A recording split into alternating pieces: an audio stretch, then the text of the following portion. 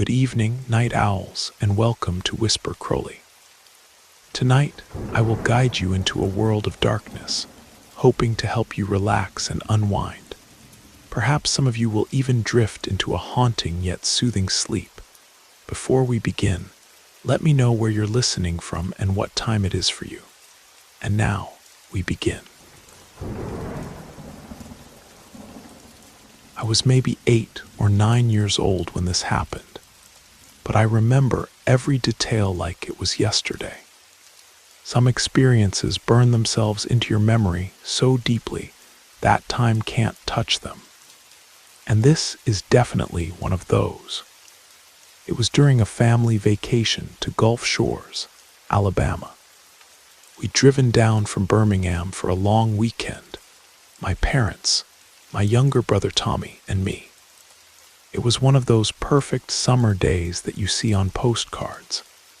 Bright blue sky, gentle waves, warm sand, and just enough breeze to keep it from being too hot.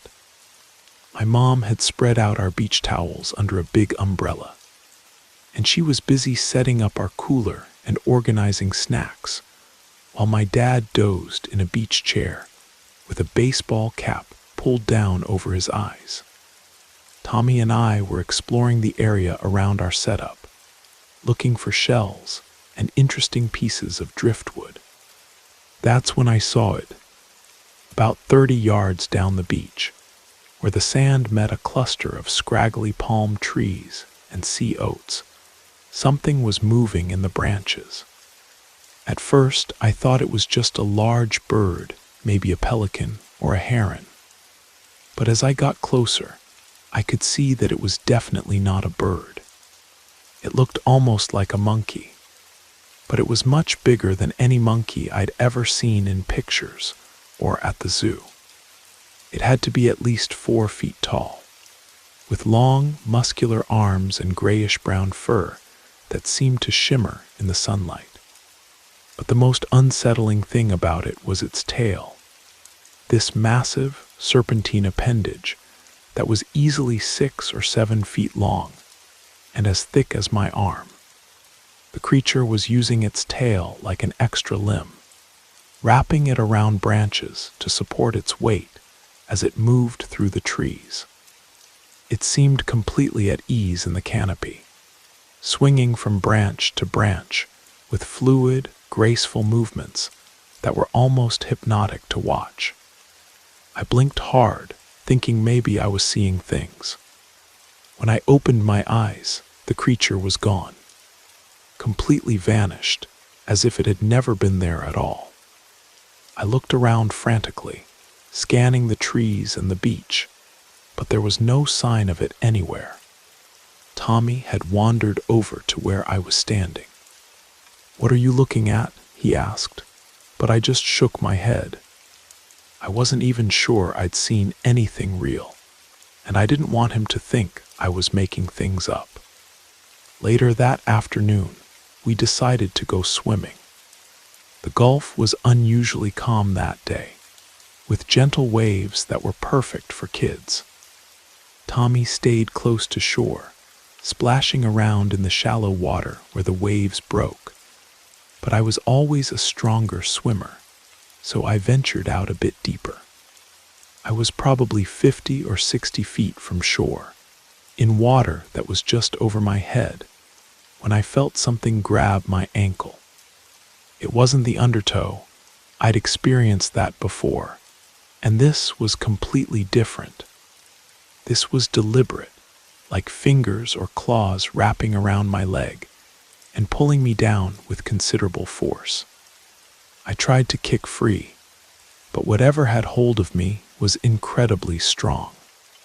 Panic set in immediately. I started thrashing around, trying to swim back toward shore, but I was being pulled deeper and deeper underwater. I managed to surface once and screamed for help, swallowing a mouthful of salt water in the process before being dragged down again. The water was surprisingly clear that day, and as I was being pulled deeper, I could see the sandy bottom rushing up toward me. But but I could also see something else. A dark shape moving beneath me, much larger than anything that should have been in those waters. It was massive, probably 8 or 9 feet long, with a body that seemed to undulate like a giant eel or snake. The water was too murky near the bottom for me to make out any details, but I could see that it was dark-colored and moving with the kind of fluid, powerful grace that suggested it was perfectly at home in the deep water. Just when I thought my lungs were going to burst, I felt the grip on my ankle suddenly release. I kicked toward the surface as hard as I could, gasping and coughing as I broke through. Tommy had apparently seen me struggling and had started swimming toward me, shouting for our parents. He grabbed my arm and helped pull me back toward shore. When we finally made it to shallow water, I was coughing up seawater and shaking uncontrollably. My parents rushed over, thinking I'd just gotten caught in a riptide or had cramped up from swimming too hard. I tried to explain what had happened, but the words came out jumbled and incoherent.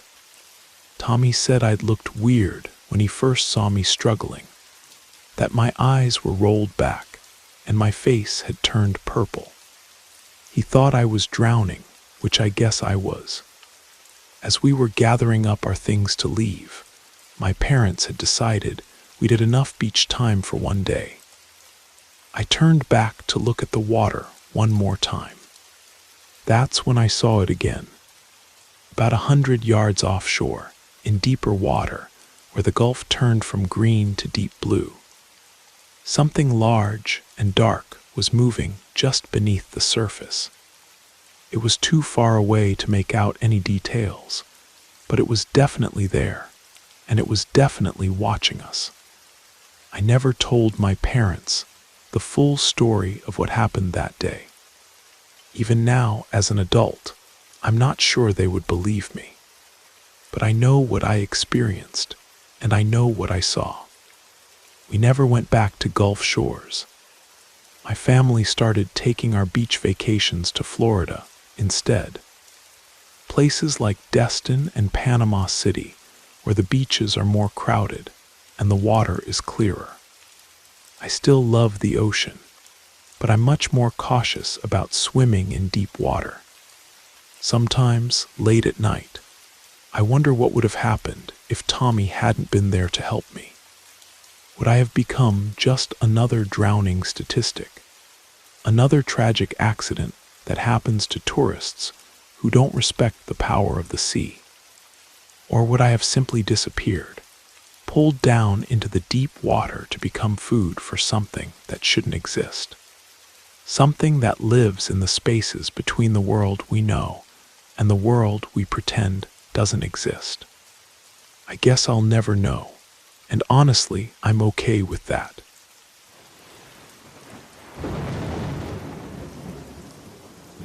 I hope you enjoyed the first story.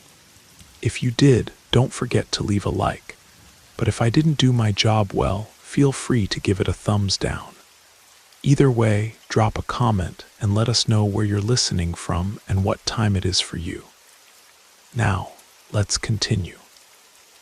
My name is Thomas Mitchell, and what I'm about to tell you happened to me and my family back in 1992 on a small cattle ranch in the high desert country of eastern Oregon. I'm not a man given to flights of fancy or supernatural nonsense, but sometimes the world shows you things that can't be explained by ordinary logic. I'd worked my whole life to buy that ranch, 320 acres of rough grazing land, about 40 miles north of Burns, Oregon. It wasn't much to look at when I signed the papers.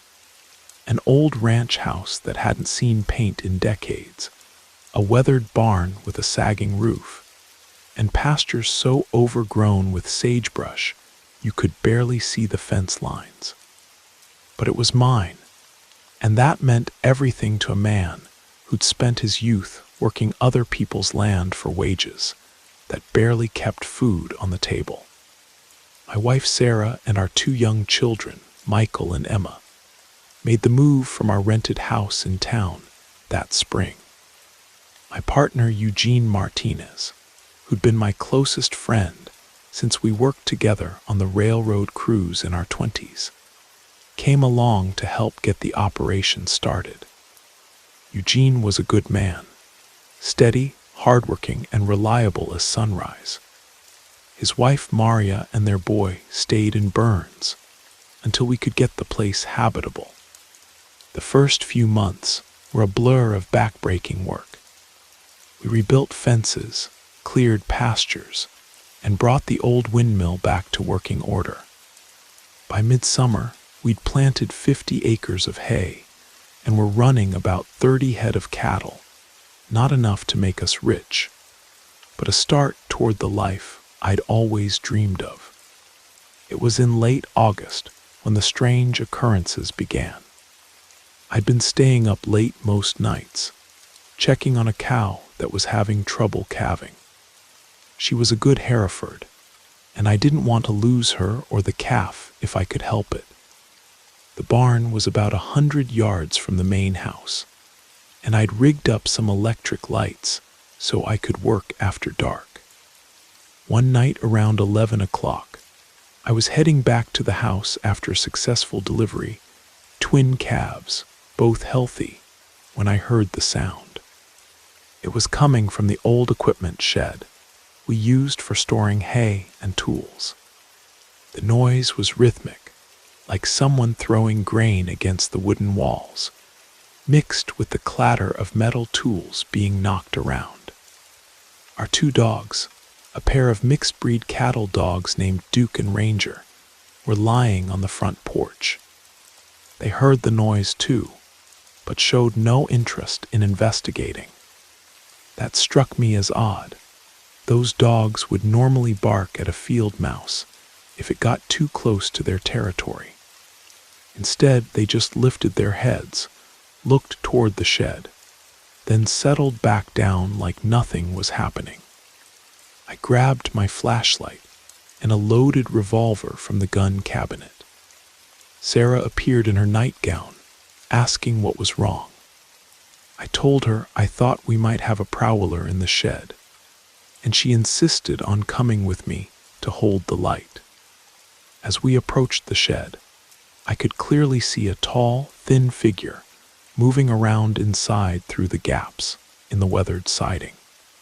The person appeared to be searching for something, moving from one end of the building to the other with quick, jerky motions. But when we reached the door, I found it was still secured with the heavy chain and padlock I'd put on it that morning. "Hello," I called out. "This is private property. Come out where I can see you." The noises inside stopped immediately. Sarah and I stood there in the moonlight, listening to absolute silence. I unlocked the shed and swung the door wide, flashlight beam cutting through the darkness. The interior was exactly as I'd left it. Hay bales stacked along one wall, tools hanging in their proper places, bags of feed corn lined up near the door.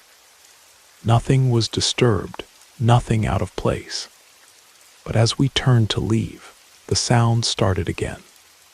This time it was unmistakably the noise of grain being scattered across the floor, handfuls at a time. Sarah grabbed my arm so tight, I thought she might draw blood. "Thomas," she whispered, "there's nobody in there." From that night forward, the disturbances became a regular occurrence. Every Thursday evening, like clockwork, the shed would erupt in activity. Tools would clatter against the walls. Grain would rattle like hail on a tin roof. And sometimes we'd hear what sounded like heavy feed sacks being dragged across the floor. But whenever I investigated, the shed was always empty and undisturbed. I started to think I was losing my mind until Eugene witnessed it firsthand. He'd been staying over more frequently as we prepared for the fall cattle sale. One Thursday night, we were sitting on the porch after dinner when the familiar sounds began. "What in the hell is that?" Eugene asked, jumping to his feet. "That's what I've been trying to figure out for weeks," I told him. We both went to check the shed, and just like always, we found nothing. But Eugene had heard it too, which meant I wasn't going crazy. That was some comfort, I suppose. The phenomenon escalated in September. Along with the weekly disturbances in the shed, I began hearing other sounds around the property.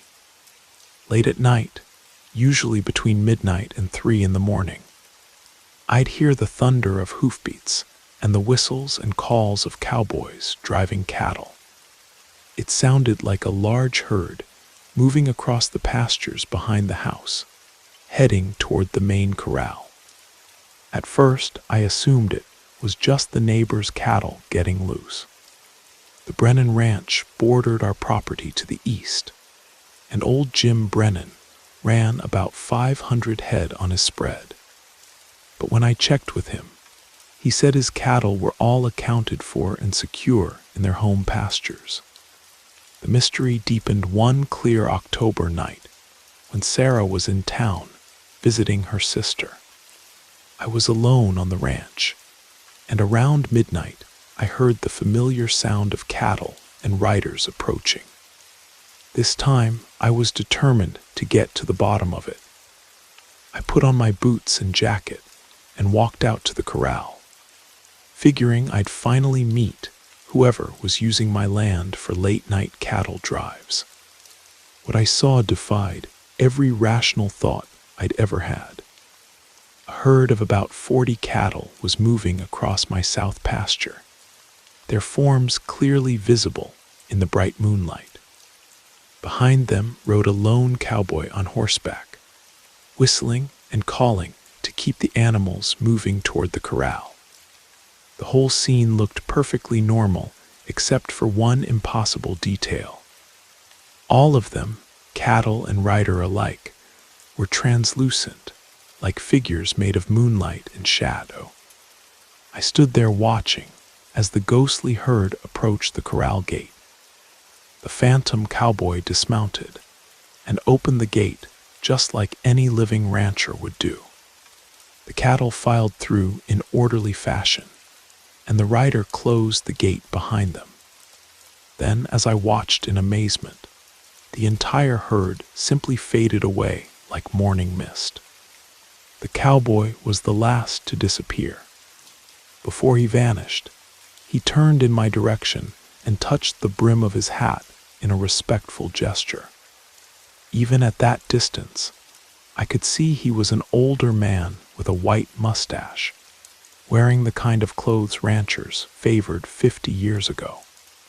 Eugene arrived the next morning to find me sitting on the porch with a pot of coffee, looking like I'd seen a ghost, which I suppose I had. "You look terrible, Thomas," he said. "Rough night." I told him everything I'd witnessed. Eugene listened without interruption, his expression growing more concerned as my story unfolded. When I finished, he sat quiet for a long moment. "Sarah's not going to believe this," he finally said. "Hell, I don't believe it myself." But Sarah did believe it, and she had a practical suggestion. "We need to learn more about this place," she said. "Who owned it before us? What happened here?" The next day, Eugene and I drove into Burns to visit the County Historical Society. The elderly woman who ran the place, Mrs. Patterson, had lived in the area her whole life and knew the history of every ranch and homestead for miles around. "The old Henderson place," she said when I described our property. "Oh, that's got quite a story attached to it," according to Mrs. Patterson. Our ranch had belonged to a man named Walter Henderson, who'd established it back in 1928. Henderson was a widower who'd come west from Nebraska after losing his wife to the Spanish flu. He'd built the ranch from nothing, working alone with just his horse and his determination. Henderson had prospered over the years, building his herd to nearly 200 head and becoming one of the most respected ranchers in the county. But he was a solitary man who never remarried or had children. In 1978, at the age of 81, Henderson had fallen seriously ill. His neighbors wanted to take him to the hospital in Portland, but he refused to leave his ranch. He said he'd been born on the land, and he'd die on it, Mrs. Patterson explained. His health got worse, but he was stubborn as a mule about staying put. Finally, his nephew came out from back east and practically forced him to go to the city for treatment. Henderson died in a Portland hospital 3 days later. He was buried in the city cemetery, far from the land he'd loved. After his death, his relatives had sold the ranch quickly, wanting nothing to do with the remote Oregon high desert. Several families tried to make a go of it after that, Mrs. Patterson continued, but none of them lasted more than a year or two. They all reported strange occurrences, phantom cattle, sounds in the night, that sort of thing. Most folks around here figured old Walter's spirit never left the place. Armed with this information, I made a decision that might seem crazy to some people. The next Thursday night, instead of barricading myself in the house when the disturbances began, I walked out to the shed and spoke aloud to the darkness. "Mr. Henderson," I said, feeling foolish but determined. "If that's you in there, I want you to know that I respect what you built here. This land is in good hands. I'll take care of it the way you would have wanted." The sounds stopped immediately. After a moment of silence, I heard what might have been footsteps moving away from the shed. I never heard those particular disturbances again, but the phantom cattle drives continued for several more weeks. Each time I would watch from my porch as the ghostly herd made its way across the pastures. The lone rider would tip his hat to me, and I would nod back respectfully.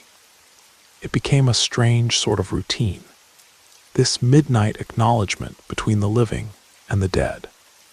The final encounter came in late November.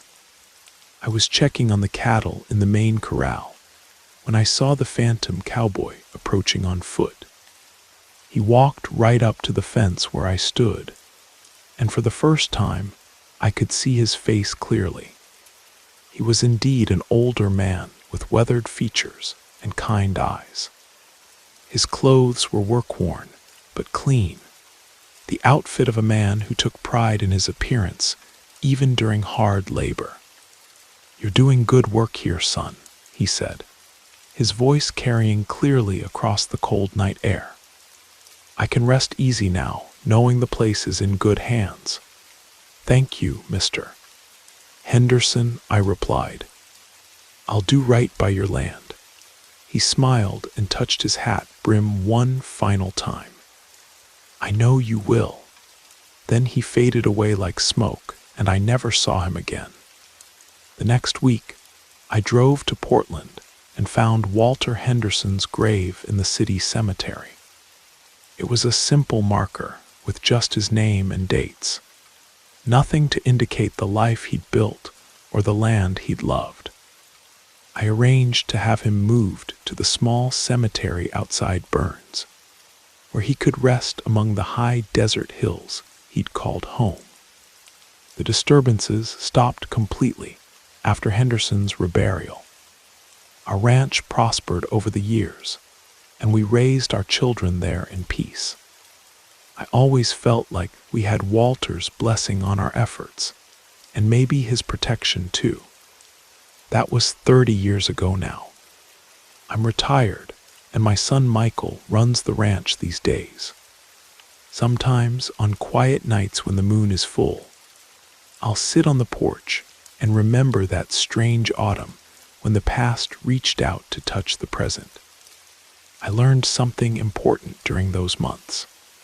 The land remembers those who love it, and sometimes the dead don't rest until they know their legacy is secure. Walter Henderson was a good man who deserved better than to die alone in a strange city. I'm glad I could help bring him home.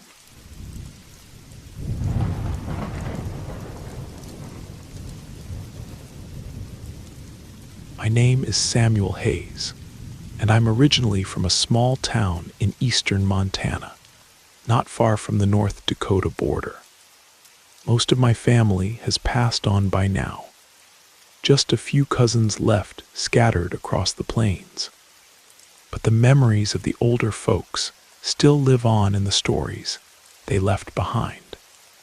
There's one story in particular that my grandfather used to tell with this serious look in his eyes, like he didn't want us to laugh or think he was pulling our leg. His name was William Hayes, but everyone called him Big Bill Hayes.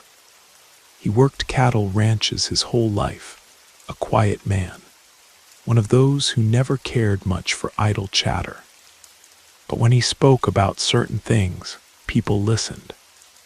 Especially this one incident he claimed to have witnessed back in the early 1970s on an isolated ranch where he worked for over 12 years.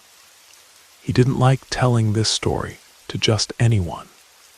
He'd only talk about it when he got older, sitting on the front porch looking out at the prairie like he was remembering something that was still out there somewhere.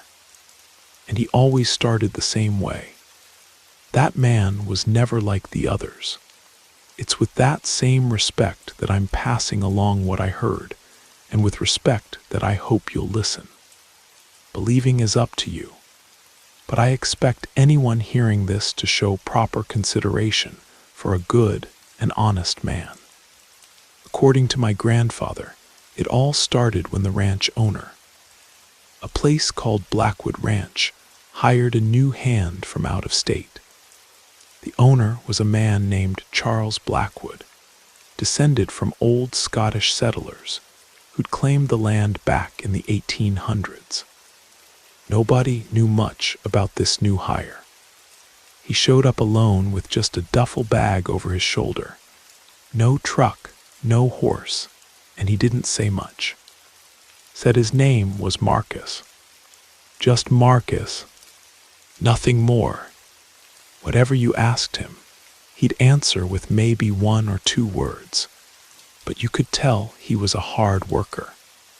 And that's what Charles Blackwood cared about most. He got hired and started fitting in slowly with the crew, but only to a certain point. Back then, ranch hands used to help each other out, share meals, talk around the fire after a long day's work. But Marcus was different. He didn't start conversations. He ate by himself, slept in a corner of the bunkhouse away from everyone else.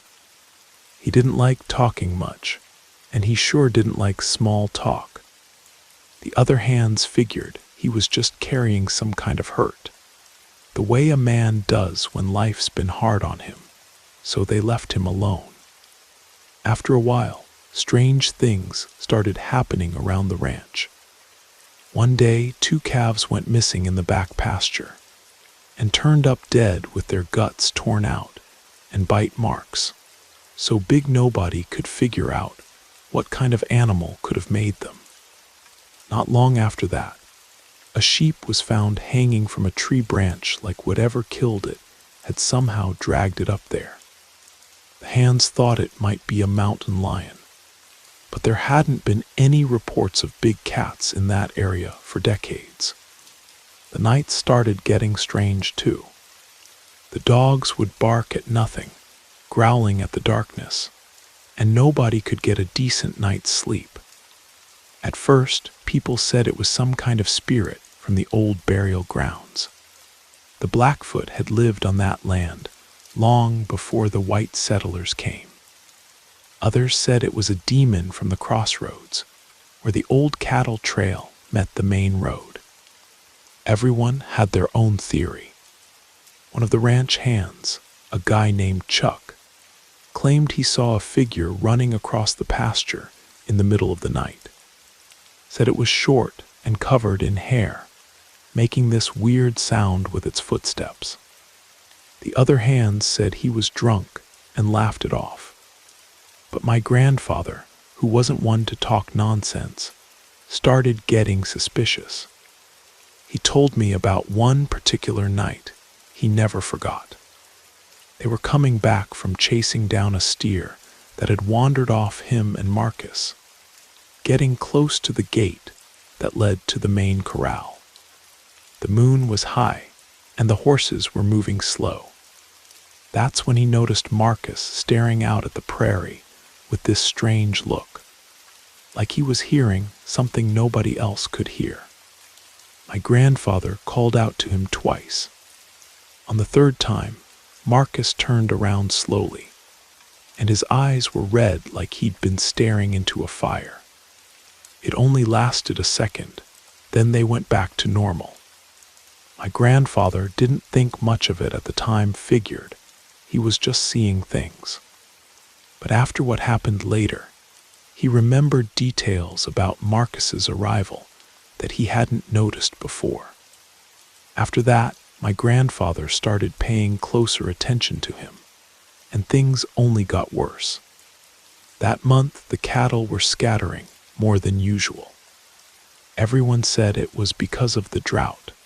The grass was thin, and the animals were ranging farther for food. But my grandfather suspected something else. He used to say that cattle don't just wander off like that, without good reason. Then a heifer went missing. The boss sent him and Marcus out to look for her. It was almost sunset when they rode out, each on his own horse. They headed to a more remote part of the ranch, near some old mining claims where the brush was thick and the ground was rough. By the time they got there, it was getting dark. They split up for a while. My grandfather took a narrow trail, following tracks in the dirt. But he didn't find anything. He came back to the spot where they'd agreed to meet up. Marcus wasn't there. He waited a few minutes. Still nothing. Waited a bit longer. Nothing. There was this absolute silence in the brush. The kind that anyone who's lived in the country knows isn't natural. My grandfather got down from his horse, tied it to a fence post, and decided to go a little deeper into the brush to look for his partner. He had a flashlight in his hand, barely lighting the ground in front of him. He walked slowly, calling out Marcus's name in a low voice. That's when he heard it, just past a thick clump of sagebrush. The sound of heavy breathing, deep and labored, like some large animal was hiding nearby. But it wasn't the sound of a cow or a horse. It was more muffled, deeper. Suddenly, the brush parted with a loud crack. My grandfather raised his flashlight, and that's when he saw it. The moon was dim, but gave enough light to make out the shape coming out of the bushes. It was big, hunched over, its body covered in patchy hair. The arms were longer than a man's, and the eyes glowed with a dull red light. Even with that animal appearance, my grandfather was certain it was Marcus. He recognized the scar on the left ear, the mark on the right hand. The thing moved like it still had something human in it. But the teeth were something else entirely. When it looked at my grandfather, it didn't growl or attack. It just stood there, breathing hard, like it was deciding what to do. My grandfather turned and spoke. "I don't want any trouble with you," You do what you need to do, and I'll do what I need to do." He turned and walked back to his horse. When I used to ask him if he was scared, he'd say no, but you could tell he was lying. Truth is, he was probably scared out of his mind. But getting back to the story, my grandfather didn't wait for an answer. He turned around, dropped his flashlight, and ran to his horse. He'd never mounted so fast in his life. His feet barely touched the stirrups before he was racing back toward the ranch house. He got home shaking, his face white as a sheet. He didn't say anything right away. One of the hands asked about Marcus. He said Marcus had gotten lost in the brush and would probably turn up soon, not to worry about him. The next day, Marcus showed up early like nothing had happened. He cleaned the corral and did his usual work. My grandfather didn't say a word, but from then on, he kept his rifle close to his bed. After that night, my grandfather started avoiding Marcus, said he couldn't look him in the eye. Even so, he kept working, staying quiet, pretending everything was normal like nothing had happened. After another calf turned up dead, he didn't see any other choice but to tell the boss. Charles Blackwood believed him. Like I said, my grandfather had credibility. He was a serious man, a man of his word, something you don't see much of these days. Remember, back in those days, people saw all kinds of strange things out on the range. You could talk to any old-timer from that era, and they'd all have some story to tell. Anyway, the boss sent Marcus packing, though nobody was told the real reason why. But Marcus knew. He knew the only reason was because of what he was, and who had told on him was my grandfather. He wasn't going to let that slide. A few nights later, after hearing noise in the yard and the dogs barking, my grandfather got up, grabbed his rifle, and went to the door.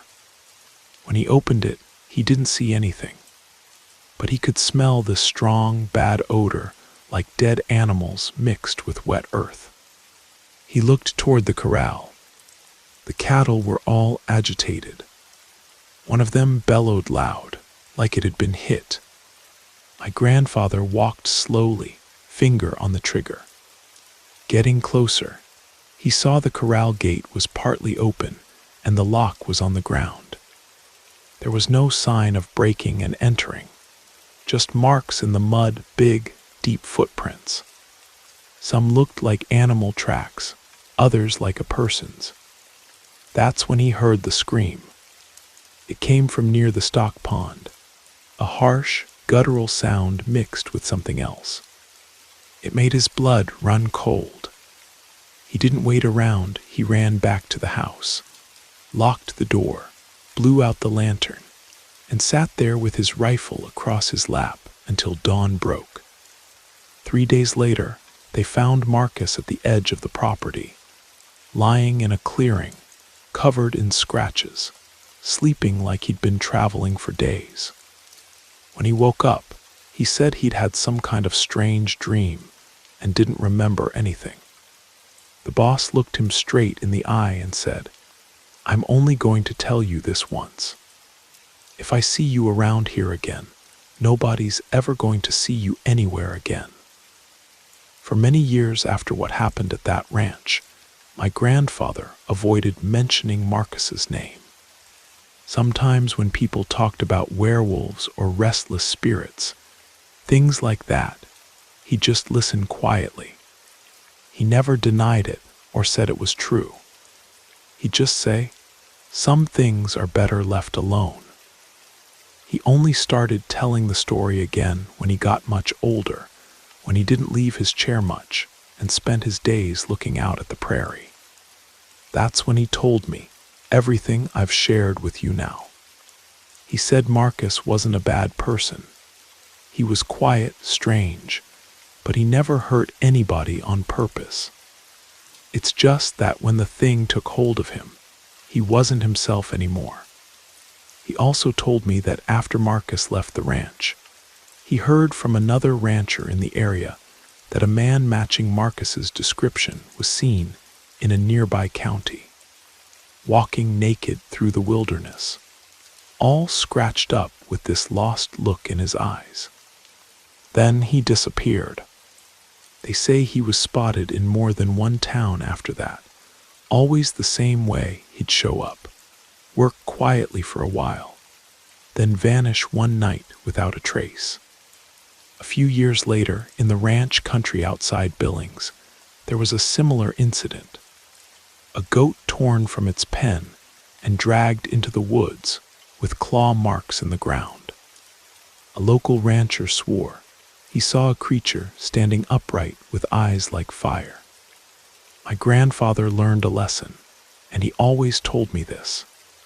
If someday you come across someone who's too quiet, who doesn't eat with the others and disappears at night, listen to what I'm telling you. If you can, stay away. That's the story my grandfather left me, and now I'm leaving it with you.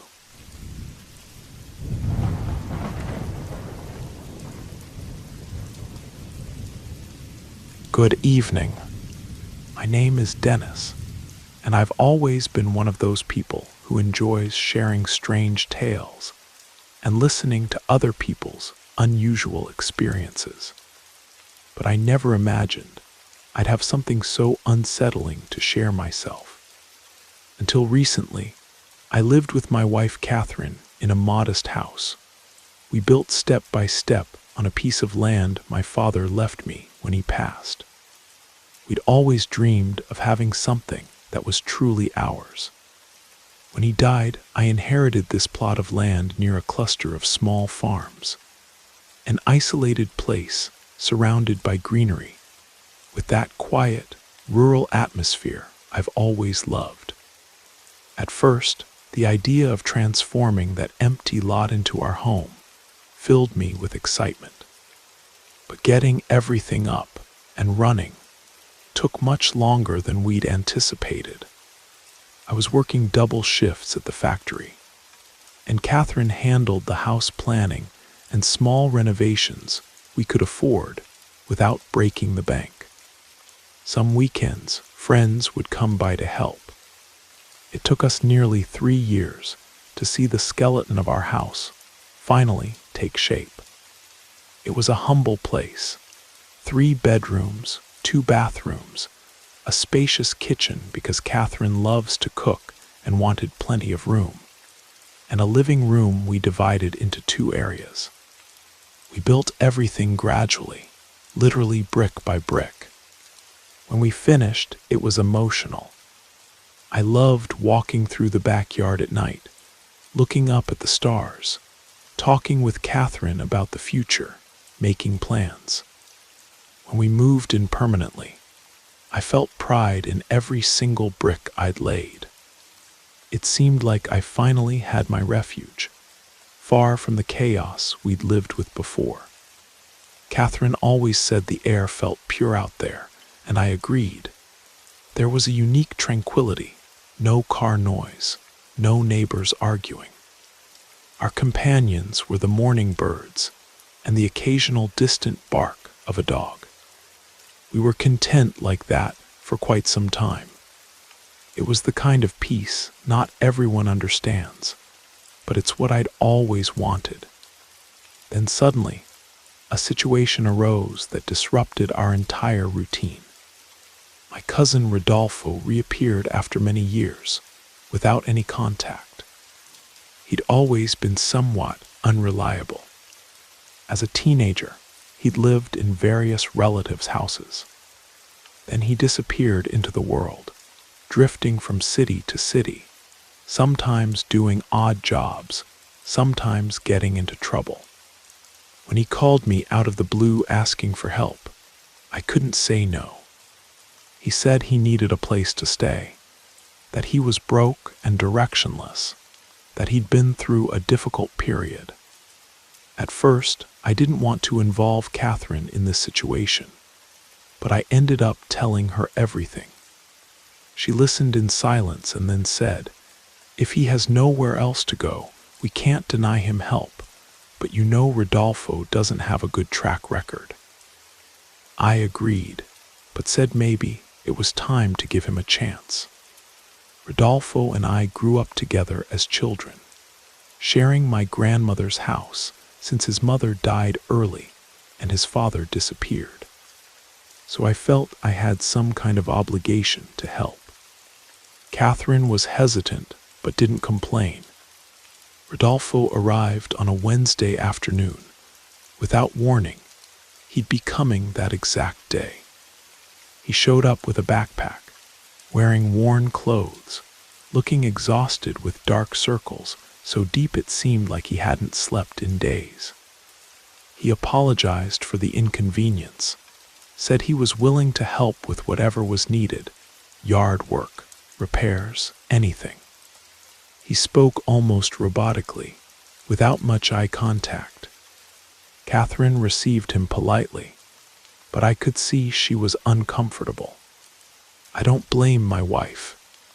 His demeanor was strange, as if he'd been through some heavy experience. We welcomed Rodolfo into one of the bedrooms. I was somewhat apprehensive about having an adult man so close to us, especially knowing his troubled ways. But at the same time, I couldn't see him as a real threat, more like someone wounded by life. I thought staying here would give him time to get back on his feet. I figured it would be a short period, maybe a few weeks until he found steady work. In the first few days, he barely spoke. It seemed like he spent nights awake and slept late into the morning. He'd wake up, eat something quick, spend time sitting on the porch looking toward the woods. Sometimes he'd disappear into the property, among the trees that grew behind the house, where we had a small orchard. He wouldn't say which direction he was going, but he'd stay out there for hours. Then he'd come back sweaty, with dirty hands, offering no explanation. I tried to make conversation, but his responses were always vague. If I asked what he was doing back there, cousin, he'd shrug and answer, "Just thinking about life." One detail caught my attention. Sometimes he'd appear with a strange smell clinging to his clothes, a sweet and sour mixture, like the perfume of wilted flowers. I asked if he was using some weird incense, but he didn't pay me much attention. He just mumbled something like, "I'm testing some herbs." Nothing serious. Our coexistence continued in this strangeness. Catherine ultimately is a good person. She even prepared extra food for Rodolfo. He ate without complaining, but didn't praise or thank her formally. Still, I saw in his eyes a kind of relief, as if just eating a warm meal was already a lot. After a few weeks passed, I remember commenting to Catherine, "I think he needs professional help, maybe therapy, I don't know." She looked at me and said, "I sense something heavy about him. I can't explain it. Even though you have good intentions, I'm afraid this might bring us problems." I tried to reassure her. "Stay calm. When he's feeling better, we'll talk about him moving on with his life." But things didn't progress as I expected. Gradually, Rodolfo's behavior began affecting the household routine. That month, Catherine complained about noises in the early morning hours, as if someone was dragging furniture or knocking over objects in the kitchen. One night she nudged me saying, "Dennis, wake up. I hear someone messing with the pans." I got up, went to the kitchen, and didn't see anything out of place. Rodolfo was in his room, probably sleeping since the door was closed and the lights were off. I went back to bed intrigued, but with nothing concrete to tell her. I began noticing that strange smell, that sweet aroma, appearing in random places around the house, as if it were impregnated in the air. Sometimes I'd open the door in the morning and smell that odor right in the living room. Other times it would emerge in the hallway, leading to the bedrooms. It was bothersome. Catherine became paranoid, cleaning everything, saying, "I don't know where this smell comes from, but it's very strange." It happened mainly when Rodolfo was around. Not always, but frequently enough to put me on alert. One night something happened that really robbed me of sleep. It was approximately 3 in the morning. I woke up with an enormous urge to drink water. I walked in the dark to the kitchen, thinking I'd find everything silent as usual. But when I arrived, I had an unpleasant sensation, as if the air was very hot there. I turned on the light, and without any sound, I saw a shadow pass quickly through the corner of my eye, as if someone was moving behind the counter. But when I turned to check, there was nothing there. I thought I might have blurry vision from sleepiness, but it left me quite disturbed. I told Catherine the next day. She was shocked because she'd had the same impression sometimes, but had never mentioned it to me for fear I'd think it was all in her head. We discussed that it could be stress. We might be imagining things, but deep down we both knew there was something strange in the house since Rodolfo had arrived. I didn't confront him directly because I had no proof of anything. I just observed him more. I noticed he spent increasingly more time away at the back of the property, where there was a piece of unused land and some larger trees. When I asked what he was doing there, he said he was planning to build a small tool shed so he wouldn't take up space in the house. It seemed like a good idea, but Catherine didn't like it.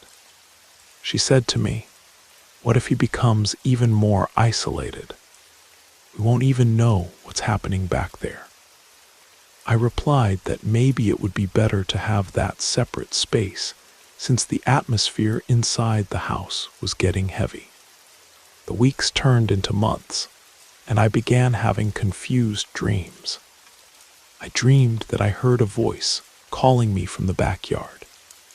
I'd leave the bed, walk to one of the trees, and see Rodolfo crouched down, scratching symbols in the ground with a stick. I'd wake up sweaty with a headache. I'd tell Catherine, who was also having strange nightmares, but of a different nature. She said that on some nights she dreamed of animals crying, with a smell of burning. She'd wake up distressed, trying to understand why. That's when I noticed something that truly shook me.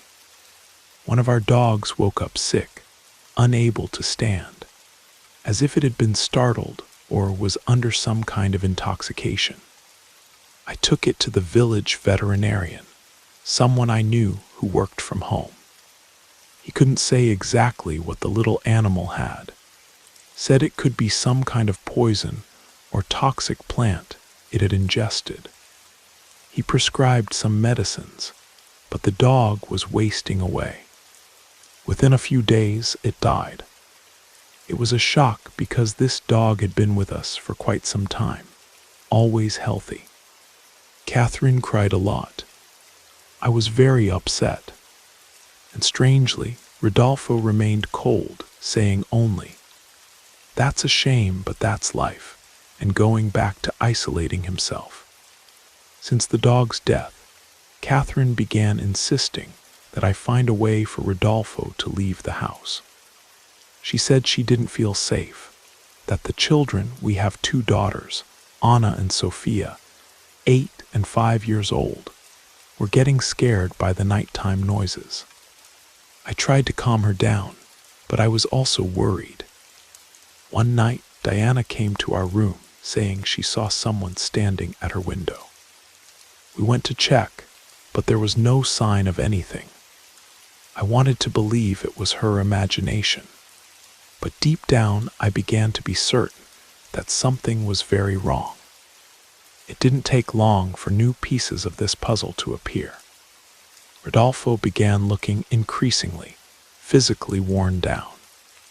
It seemed like he hadn't slept in days. He had even deeper dark circles, and his skin was somewhat grayish, almost colorless. One morning when I found him in the hallway, I was startled by his appearance.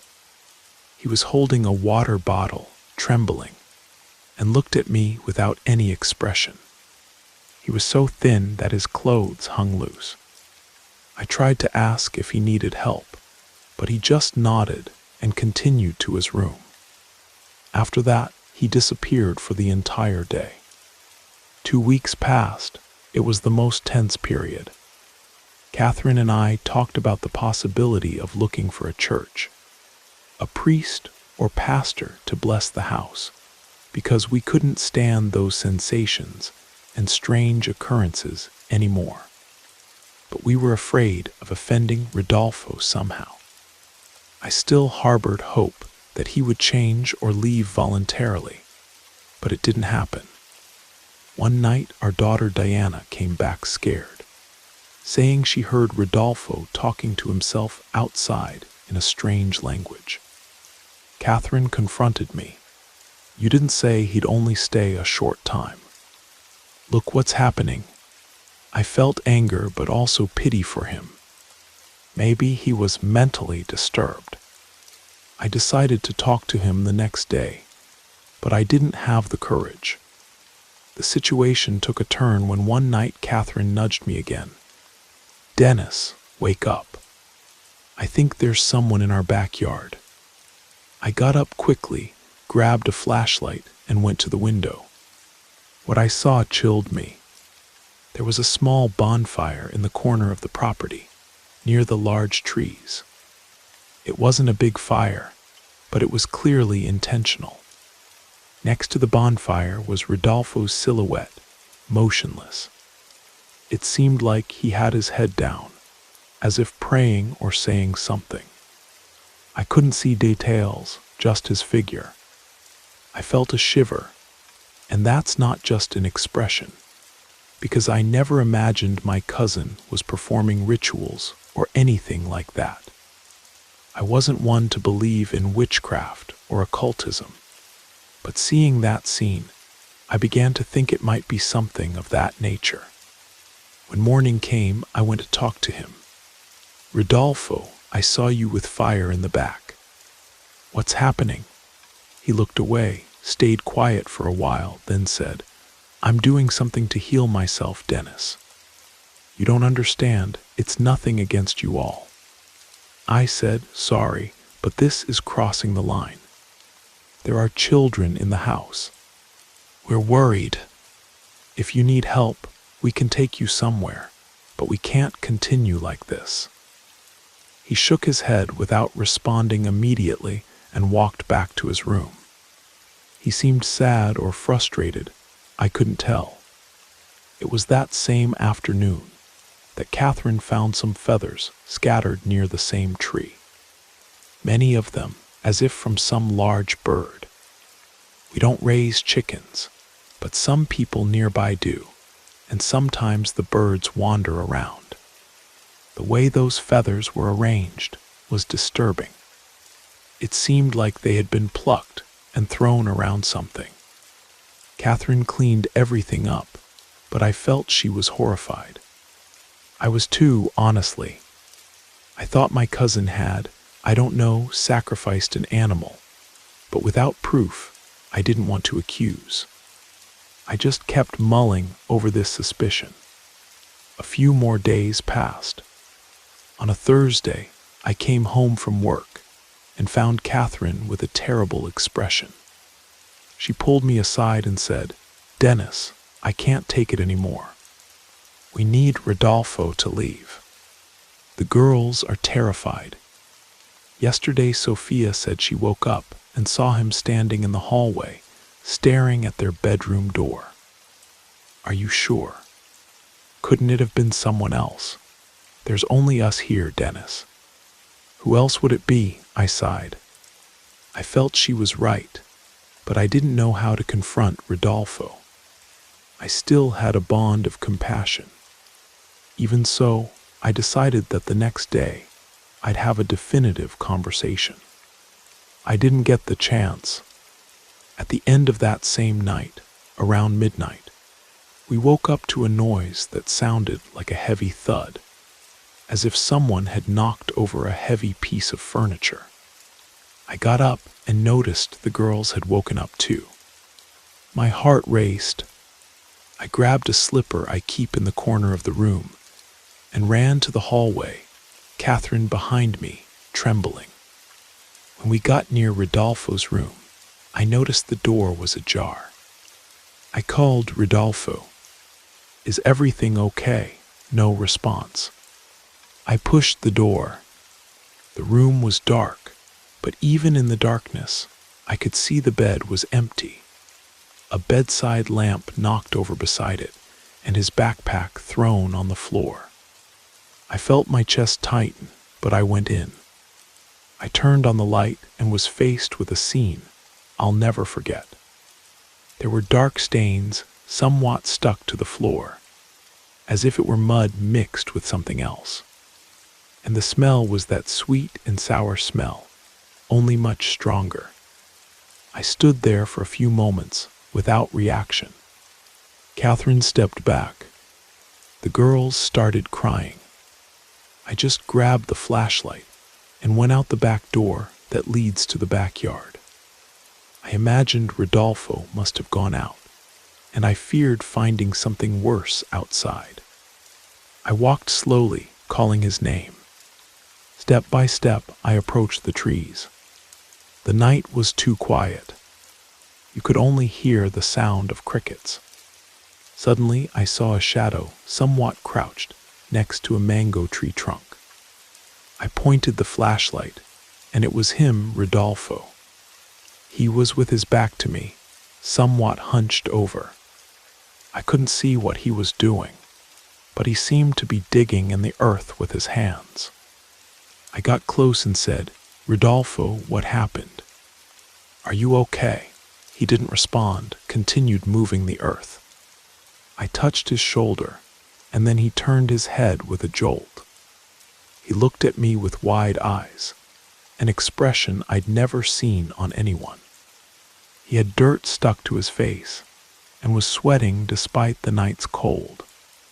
I tried to help, but he pushed me and started running frantically, going deeper into the property. I ran after him, but at a certain point, I tripped on a root and lost track. I couldn't see him anymore. The flashlight fell from my hand and went out. I stood there in the dark, listening to footsteps moving away. I called his name several times, but nothing. I returned home worried. Catherine asked if I'd found him, and I told her roughly what happened. I said he was disturbed, that he ran away. We tried calling his cell phone, but it just went to voicemail. We were in enormous anguish, not knowing what to do. We spent the rest of the night awake, consoling the children who were terrified. In the morning, I walked around the entire property, looked near the trees, went to where the vegetation is denser, but found no sign of Rodolfo. He had simply vanished. 2 days passed without him appearing. I even told 2 acquaintances who lived nearby to see if he hadn't knocked on their doors asking for help. No one had seen him. Then on the 3rd day, one of my neighbors called me to the gate saying, "Dennis, I was walking along that trail that passes behind your property and smelled something very bad. It might be some dead animal, but it's too strong." My heart raced. I had a feeling that Rodolfo might be there. I grabbed my cell phone, called this neighbor, and we went together. We walked along a dirt path that borders my property, full of weeds and undergrowth, and began to smell an unbearable stench. It seemed like something decomposing. I followed the smell, and suddenly we saw an area where there were traces of dry leaves and piled branches. I brought my hand close to brush them away, and my eyes watered from the stench. When we removed the branches, there was Rodolfo's body. I won't describe it in detail, but it was a horrible scene. He was lying on his side with an expression I'll never forget, a mixture of pain and desperation. His fingernails, I swear, weren't there. It seemed like he had torn them off or broken them, because there were blood marks on his fingers. His face was scratched in a way I couldn't understand if it was self-inflicted or from some animal after death. I was paralyzed without reaction. My neighbor called the authorities, and soon the news spread. Some curious people came to see from a distance. That whole part was very traumatic. The police asked basic questions, asked if he had health problems, if there were drug users in the house. I explained everything. He was my cousin. He'd been acting strange. He disappeared days ago. In the end, they registered it as death to be clarified, but implied it could be some psychotic crisis or something like that. The forensics collected the body, and we waited for the reports. We managed to notify the few relatives who knew about him. The following days were of sadness and relief at the same time. It's hard to say this, but it's the truth. The death of someone who was staying in my house shook me deeply. But I couldn't stop thinking that perhaps that torment of noises and bad premonitions had ended. At least that's what I wanted to believe. However, that's not what happened. Right after Rodolfo was buried, I began to feel an even greater strangeness in the house. It was as if before the focus was all on him. But now he was no longer there to contain that atmosphere. One night, Catherine woke me up again, scared. "Dennis, I think there's someone messing with the girl's bedroom doorknob." I got up, grabbed a piece of wood I keep in the corner of the room, and ran to see. The girls were sleeping, the door was closed, and I didn't see anyone. But I swear I heard a click on the doorknob, a little sound that made my heart race. I checked the entire house, locked everything, but we remained tense for the rest of the night. The next morning, Catherine found the fruit bowl overturned with bananas on the kitchen floor, as if someone had entered during the night. I even thought it could be an animal, but everything was closed. I noticed that on the counter, there was a trail of that same sweet and sour smell, mixed with the fruit aroma. We cleaned everything without understanding anything. A few days later, my brother, who lives in another city, came to visit us.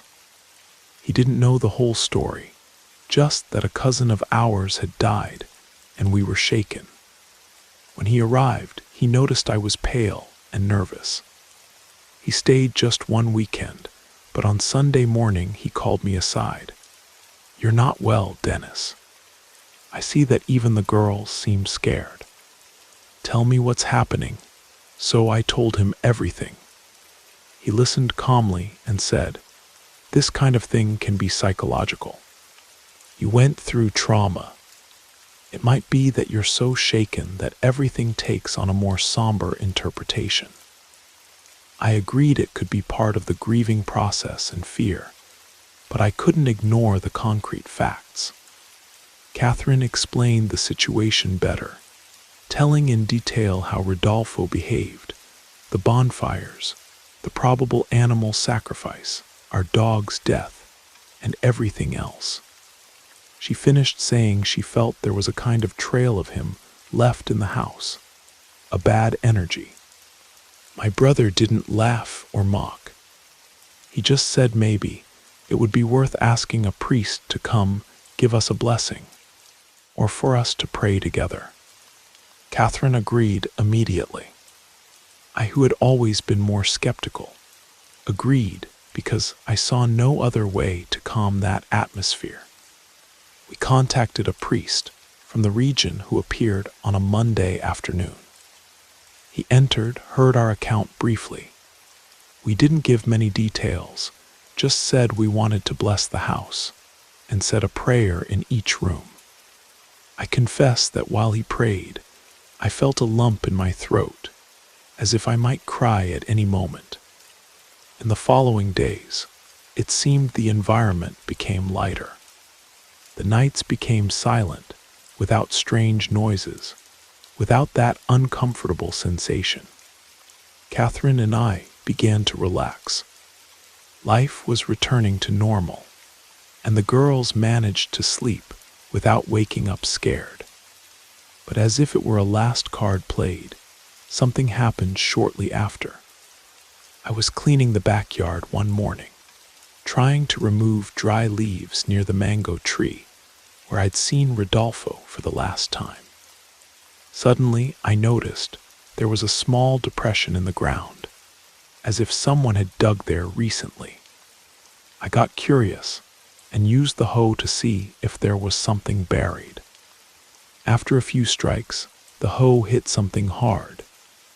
I continued digging and, to my surprise, found a wooden object wrapped in thick cloth. It looked like a small box, but it was quite worn and covered with dirt. I took it and opened it to see the contents. Inside there was a handful of dried herbs with a very strong smell, and some old-looking coins I'd never seen in my life. They had strange symbols, didn't look like official coins from our country or common collector's items. They seemed like relics from another place or time, but they were corroded and somewhat greenish. I also found a piece of yellow paper, all scribbled, but I couldn't understand what was written. It looked like disconnected letters or drawings. At that moment, I remembered what Catherine had said about Rodolfo disappearing in the back, messing with the earth, making bonfires. Could this be what he was burying, keeping, or who knows what? A shiver ran through my body. I went to Catherine, showed her the find, and she widened her eyes. My God, Dennis, throw that away. It can't stay here, I agreed. It made no sense to keep it. I went to the trash can, but had the intuition not to simply throw it in the garbage. I thought it could be some kind of amulet or ritual object that Rodolfo used. Catherine remembered an acquaintance who worked with antiques and asked if I didn't want to at least show it to him, just to be sure it wasn't something valuable or dangerous. I wanted to resolve it quickly, but ended up agreeing. I took the little box to this acquaintance, who received me in his backyard. He took the coins, examined them with a magnifying glass, and said, "These here are strange. They look like coins without official mint, somewhat artisanal. Maybe they have value only for those who deal with exotic collections. I've never seen anything like them." I asked if he thought they were related to some cult practice. He shrugged, said he couldn't rule out that hypothesis, since many ancient communities created their own coins for rituals, and suggested I look for someone specialized in esoteric studies. I thanked him and returned home, even more confused. By the end of the day, Catherine and I decided we didn't want that near us. I got in the car and drove to a river that passes a few miles away. On the way, I thought about everything we'd been through, Rodolfo's death, how the house had become strange, our frightened children. Arriving there, I went down to an isolated bank and threw the little box with everything inside into the river. I watched it sink. It was as if I were getting rid of a piece of the past, I never asked to have. After that, gradually things began improving. I won't say everything went back to being 100% peaceful, but that daily oppression diminished. The girls began feeling more comfortable, returned to playing in the backyard without fear. Catherine stopped having nightmares, and so did I. There were no more strange noises at dawn. The sweet smell disappeared.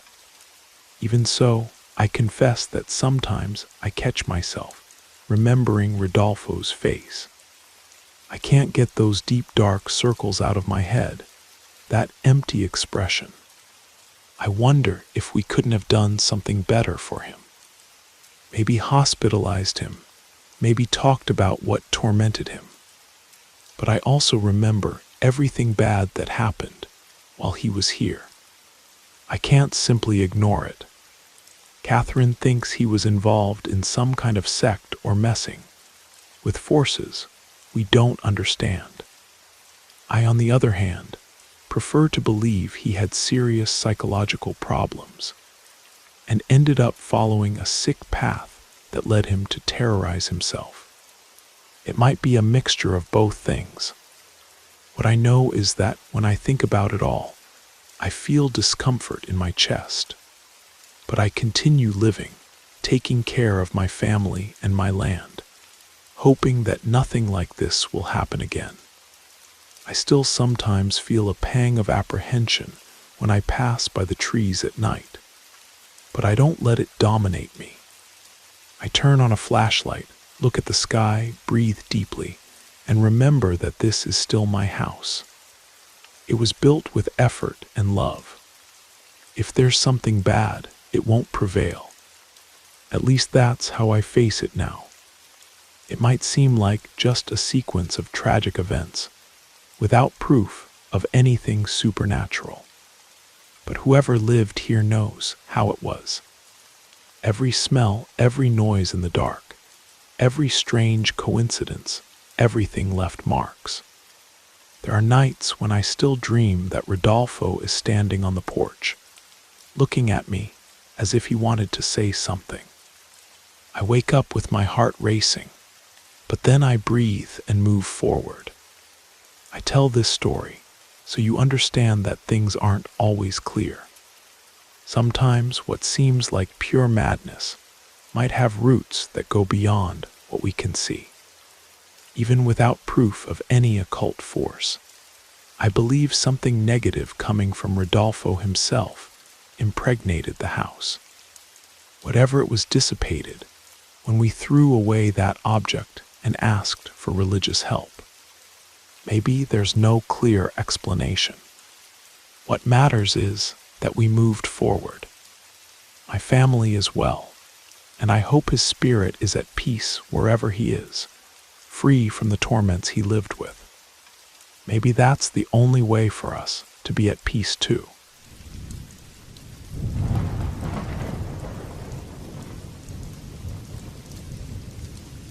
Good evening. My name is Erica, and I'll admit I'm not the bravest person in the world, but I decided to write about what I went through because I still carry a strange sensation, as if something wants to speak through me. I've always lived in a quiet corner of rural Tennessee, far from what you'd call a busy life. I grew up in a small house with a backyard full of junk that my dad always promised to organize, but never did. My mom sold baked goods at the farmer's market in the mornings and came back in the late afternoon, almost always too tired to talk. We were never a close family. My dad drank almost every day, and we barely spoke to each other. He preferred the company of his friends at Murphy's bar. Sometimes he'd come home at dawn, making noise at the gates, waking up the entire neighborhood. From an early age, I knew I didn't want to stay in that place forever. Life seemed so stagnant that any novelty became the most talked about topic for weeks. I remember when I was 16, my mom had a crying fit over a late electricity bill. My dad didn't show up at home that day and only returned the next morning without a penny in his pocket. I decided I needed to do something for myself, even if it meant working cleaning houses or helping at Mrs. Henderson's lemonade stand. I ended up becoming a secretary at a small tailoring shop when I was 17. I didn't earn much, but I felt like I was learning to deal with people, to speak more politely, and to have a posture that would earn me respect. I also finished high school, a bit late, but I finished. When I turned 22, an opportunity arose to work in the office of a well-known man in the region. His name was William, and he was around 40-something years old, with a serious demeanor, but always friendly with those who served him. People said he was a distant relative of important folks, and that over time, he'd secured good contracts for his own company. I don't know for sure, but the fact is he had many employees and always appeared at social events with pressed shirts and cars that drew attention. When they told me he needed someone to handle the public at the reception of a new warehouse, I didn't think twice. I went there, did the interview, and he hired me on the spot. Maybe through someone's recommendation, or because he saw some potential in me. I never asked about the reasons. As soon as I started, I noticed the office was much more organized and clean than what I was used to at the tailoring shop. There I stayed at a counter, received people who came asking about orders and merchandise deliveries. It wasn't complicated. I also answered phone calls and took messages. William always appeared in the morning, said good morning, asked how I was, and went to his office. Sometimes he'd invite me for coffee or to help with paperwork. I tried to be very discreet because I was afraid of gossip. People there loved rumors. 2 or 3 weeks later, he began asking me for favors that seemed personal, like taking an envelope to the car or stopping by the bakery to buy a snack. I didn't refuse because I was afraid of losing my job. Besides, I liked the attention. I liked feeling that someone important trusted me. It didn't take long for me to notice his looks. It seemed like he analyzed me carefully, always when I was distracted. I didn't know how to react. At first, I just avoided maintaining eye contact for too long. Gradually, I began to feel flattered. It was strange. I'd never had a real boyfriend, just some flings here and there. He, on the other hand, was already a man with certain stability. He spoke of trips he'd taken, places where he'd dined, in short, a world I'd never known. I won't lie. I began taking better care of myself, using better perfume, wearing lipstick that enhanced my lips. I felt it was the only way to maybe draw more of his attention and perhaps, without saying it out loud, change my life. One afternoon, when almost everyone had already left, William invited me to continue organizing some files in his office. We ended up talking about subjects that had nothing to do with work. We talked about my family, the problems I lived with. He seemed attentive, said I was hardworking, that I deserved something better. Then we fell silent. He looked at me in a way he'd never looked before and said, "I admire you greatly." Then he held my hand. I pulled back at first, but didn't completely move away. Everything was quick. He kissed me right there, and I felt a mixture of fear and excitement. When I left the office that night, I didn't even know what to think, but I was surprised by how flattered it left me. as if finally someone of value had chosen me. About a month passed for things to progress. He kept asking me out, always to places outside the city to avoid familiar eyes. We'd go to discreet restaurants, and sometimes he'd talk about plans to grow even more in business. He never mentioned family. I didn't ask either. I learned from others that he was married, yes, but that his wife lived elsewhere because of fights and disagreements. Although officially they weren't separated, it was as if they maintained a facade marriage. He didn't talk about it, and I pretended I didn't know. When I realized it, I was already involved to the point of thinking all this was my opportunity to escape my tight life. I spent most of the day daydreaming, thinking about how life could change. It was at this moment that I began thinking about something more definitive. I'd always heard people saying that for a man to truly commit, he needed a strong bond, something that would make him feel he couldn't escape so easily. And then the idea of getting pregnant came to me. It sounds cold to put it like that, but at the time I thought it was my best chance. I knew that if I had a child with him, it would be impossible for him to ignore or abandon me. He'd have to support me. Several friends had been through this, and almost all of them ended up in a somewhat more stable situation.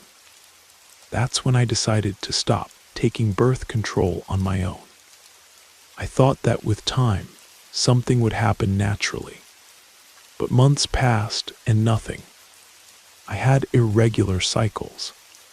I heard advice from all sorts of people, but nothing worked.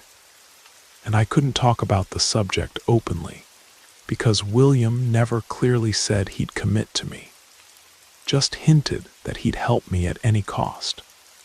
Then one day, a coworker told me about a woman who did sympathies and strong prayers, as she called them.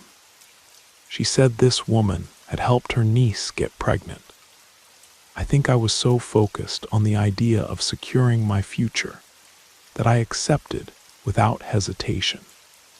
I got the address and went after her. It was a simple little house at the end of a dirt road, with a backyard full of herbs planted in old cans. The house owner was called Selma, and she received me as if she already knew I was going to show up. Selma was short, had dark hair pulled back in a bun, and a hoarse voice. She didn't ask me for details, just wanted to know what I desired. I said, I want to get pregnant by a specific man. I've tried everything. She nodded and went to a cabinet full of little jars and colored bags, took a handful of herbs, a piece of ribbon, and a paper with a prayer written by hand. She explained that I should do everything properly on a waning moon night, take a bath prepared with those leaves, and pray the text 3 times. I also had to leave an envelope with a sum of money. It wasn't high, but I felt I was paying for something beyond herbs and prayers. When I got home, I did everything as instructed. I had to light a white candle and repeat some words I barely knew the meaning of. When I finished, I confess I felt a strange exhaustion, but I thought it was just psychological. The following weeks were normal. William continued appearing at random hours, and occasionally we'd meet at some remote place. He gave me gifts, promised that if I needed anything, I just had to ask. I avoided discussing any pregnancy topic, just let things flow. But at the end of that month, my period came again, and I was filled with frustration. That's when I went back to Selma with even greater anxiety. She looked at me as if she wasn't surprised and said that if it hadn't worked, she could try something stronger, but that this would have consequences. Without thinking twice, I said I was up for it. She handed me a brown bag and said that inside there was a powder, a small stone, and a piece of red cloth. She explained that I needed to use some of these items during relations with the man, and then do a kind of prayer in my room, but that I shouldn't tell anyone anything. "This opens doors," she said, wagging her finger, "and they don't close without paying the price." I nodded and paid the rest of the amount. Almost 2 weeks later, I began feeling mild nausea and occasional dizziness. At first, I thought it was just anxiety, but when the first week of my period delay passed, I decided to buy a pregnancy test. It came back positive. I almost fainted from so much nervousness. I found myself in a mixture of joy and fear, thinking about how I'd tell William. I decided it was better to speak in person. I called him and asked him to meet me at the house he had in the quieter neighborhood of the region. When I told him, he went pale, not knowing what to say. He hugged me, said he'd give me all the support, but asked me not to tell anyone yet since it was a delicate matter. He said he was in a separation process, and that his ex could complicate things if she knew. I, still somewhat confused, agreed. I was afraid to pressure and ruin everything. The first months of pregnancy were difficult. I felt an unusual weakness. I don't know if it was because of the rituals, or if it was something normal with my body. William took me to doctors, paid for everything, but distanced himself from me at the office. I was transferred to a sector where I barely spoke to anyone. They said it was to spare me from stress, but deep down I knew it was to hide me. He appeared at my house sometimes, brought fruits and vitamins, but never stayed for long. He always had an excuse to leave. And then I began noticing certain strange things, but not like in horror movies, but in details that left me confused. For example, there were days when I found objects out of place. A towel I was sure I'd put on the clothesline would appear inside the dirty laundry basket. Other times I'd wake up at dawn with an impression that something had moved in the room, but I blamed my insomnia. I preferred to believe it was my head playing tricks. As my belly grew, I had very disturbing dreams. In one of them, I saw a child standing outside my window, calling me softly.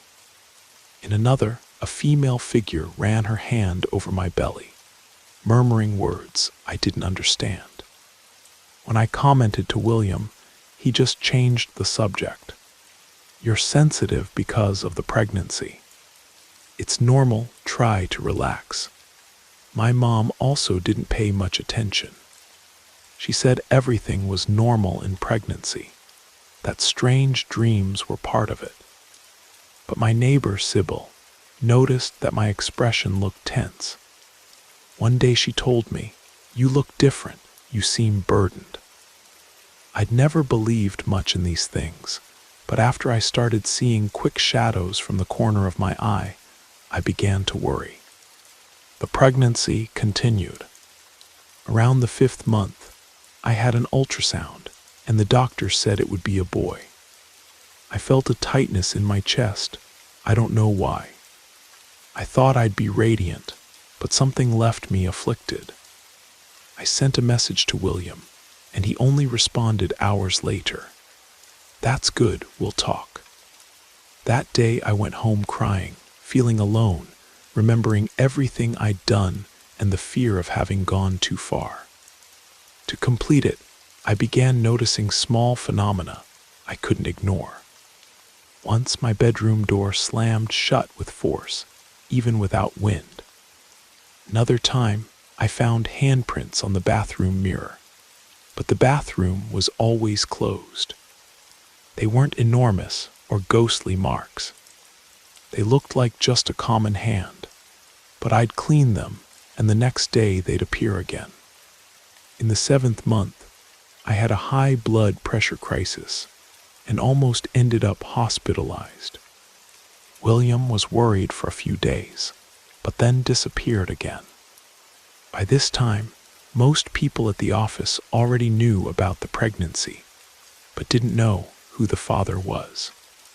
I was put on leave, receiving aid, and spent most of the time at home. Sybil brought me food, washed some clothes, always asking if I was really okay. I said yes, but I didn't even believe it myself. It wasn't just the physical discomfort. It was a feeling that some strange energy was getting closer and closer. One night I almost fell down the stairs because I heard a voice at my ear that said something like, "He's not just yours." I turned quickly, thinking someone was there, but I didn't see anything. It was all very fast. It could have been my imagination, but it was scaring me. Soon after, William appeared saying he needed to talk. We went to the living room. He confessed that he'd been married in the past, long before his current wife, and that his first wife got pregnant, but lost the baby under strange circumstances. Since then, I feel something remained unresolved, he told me without looking in my eyes. Maybe it was guilt or remorse, or just a way to justify the distancing. The fact is, he told me this story, and then asked me not to worry because with us, it would be different. I was even more confused. I tried to get more details, but he didn't want to talk. It's better not to stir up the past. After this conversation, things intensified. I began dreaming of a woman who stared at me from behind. I could only see the outline of her body, and she held something in her arms, like cloth or a baby. Whenever I tried to get close, she'd disappear. I also noticed my belly became heavier sometimes. It would throb. In the exams, the baby was healthy, but I had the sensation there was something else besides a simple fetus. In the 8th month, I went back to Selma's house. I got there without warning, knocked on the door, but she didn't answer. A man who lived next door said she'd moved recently, leaving only a "for rent" sign in front. No one knew where she was. I went home feeling abandoned, not knowing what to do. However, I didn't give up. In the following days, I tried to discover Selma's whereabouts. I called the coworker who recommended her and even talked to some neighbors of the place. But no one knew anything beyond what the man had already said. It seemed like Selma had vanished overnight without leaving traces. Hearing vague stories, I realized she did various types of work, not just for getting pregnant, but to separate couples or open paths in people's lives. Some said it worked, others said she charged dearly, but no one had any idea where she was now. I had to accept that I was alone in this. When I completed 38 weeks of pregnancy, I woke up at dawn with contractions. I called the ambulance, went to the hospital, and labor lasted hours. William appeared almost at the end. My son was born in the late afternoon, crying loudly. And the moment I heard that cry, I felt tremendous relief, but also a discomfort I can't explain. William held the boy for a few seconds, said he'd be called David, and looked at me with a half smile. Then he stepped away, left the baby in the crib, and went to talk with the doctor. I was left alone, still recovering, looking at that red and helpless little face. The return home was strange.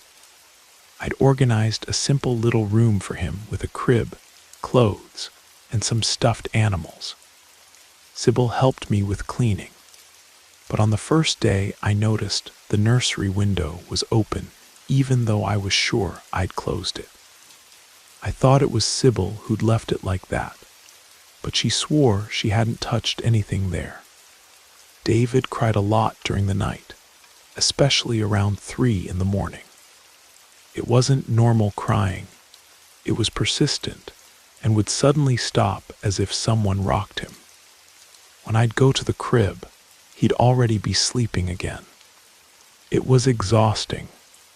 In some moments, I'd fall asleep on the sofa and dream of the same female figure from before, who observed me. I'd wake up sweating. I began avoiding mirrors because sometimes I got the impression there was another shadow reflected. But I didn't want to sound paranoid, so I didn't mention it to anyone. In the following weeks, William began appearing less frequently. He always called or sent messages to ask about the baby, but didn't stay at home long. He said work was demanding, and he needed to resolve some pending issues. In compensation, he continued paying all expenses. I felt strangely grateful and revolted at the same time, because it wasn't his presence I missed, but the security of having someone to share what was happening with. There was one night when I heard something like footsteps in the hallway, very light. When I opened the bedroom door, David was silent but babbling, looking fixedly at the ceiling as if following a point in the air. I got goosebumps inside but tried to calm myself, saying babies see things we don't see, that it's normal. Gradually, comments in the neighborhood began reaching my ears. People saying there was a heavy atmosphere in my house, that it was as if thick air took over when you entered. Sybil one day called me to the kitchen and said, "I don't want to scare you, but I saw a shadow near David's crib when I went to leave some dish towels." I asked if she was sure, and she replied yes, but that it could have been a reflection. Still, I kept that in my head. I began feeling strange when caring for the baby, as if I always had to look behind me. I tried to pray, asked God to protect my son. I'm not very religious, but in a moment of fear, we appeal to everything. David completed 2 months, and things became even more intense. He began giving strange smiles when he was alone in the crib, as if interacting with someone. I tried to talk to William, but he changed the subject every time. It was during this period that I received an unexpected visit. A brown-haired woman with short hair who introduced herself as a former employee of William's first wife, the one he rarely mentioned. She told me similar things happened when I worked at their house. Noises, objects moving after she tried to get pregnant. I was speechless. I tried to ask more, but the woman stared at me, shook her head as a warning, and said goodbye hurriedly. Be careful. Seek spiritual help, and disappeared without giving me time to understand the message. I was petrified, thinking if there was a connection between her story and mine. In the following nights, David began waking up always at the same time, a little before 3 in the morning. He'd babble, sometimes laugh, other times scream. When I'd go to rock him, it seemed like someone had already calmed him before I touched him. There was one dawn when I entered the room and smelled a strange odor, something between wilted flowers and old incense. I opened the window, but the smell wouldn't go away. It remained there, stuck. I went to sleep without understanding what was happening. Sybil insisted I call a priest or pastor to bless the house. She even called an acquaintance, but when he came, he only said a quick prayer and left without giving me any advice. He seemed afraid. William, learning of this, complained, You don't need to expose yourself to gossip. These things are inventions of idle people. Over time, we began arguing every time he came here. Actually, he only came to argue or deliver money. And I began closing myself off. In the middle of all this, David continued growing. He wasn't a sick baby. On the contrary, he was even chubby. But doctors said his behavior was very observant, that he rarely cried during consultations, just kept looking at the environment. One day, going through some old things, I found an envelope with several handwritten papers that looked like Selma's notes. I don't remember bringing that home, but it was there, stored at the bottom of a drawer. It said confusing things about opening doors, and the guardian demands foreign energy, plus a list of herbs and symbols I didn't understand. If it had been before, I would have been curious, but now I felt was fear. I didn't know what to do, but it seemed to me I'd awakened something I didn't know how to control. I decided to burn that envelope in the backyard. I did it in the afternoon, alone, with a feeling of tightness in my chest, as if something didn't want me to get rid of it. A few days later, William appeared and announced he was going to buy a bigger house for us to live in, but that he'd need time to sell other properties. I realized he just wanted to leave me isolated in another place, away from gossip. He even said, "When everything's ready, I'll resolve my separation officially and you'll be recognized." Deep down, I doubted it. Even so, I didn't say anything because I was tired of fighting. He stayed a little over an hour, fed David with a bottle. But I noticed he got restless when the baby stared at him. It seemed like William didn't have the courage to sustain his own son's gaze.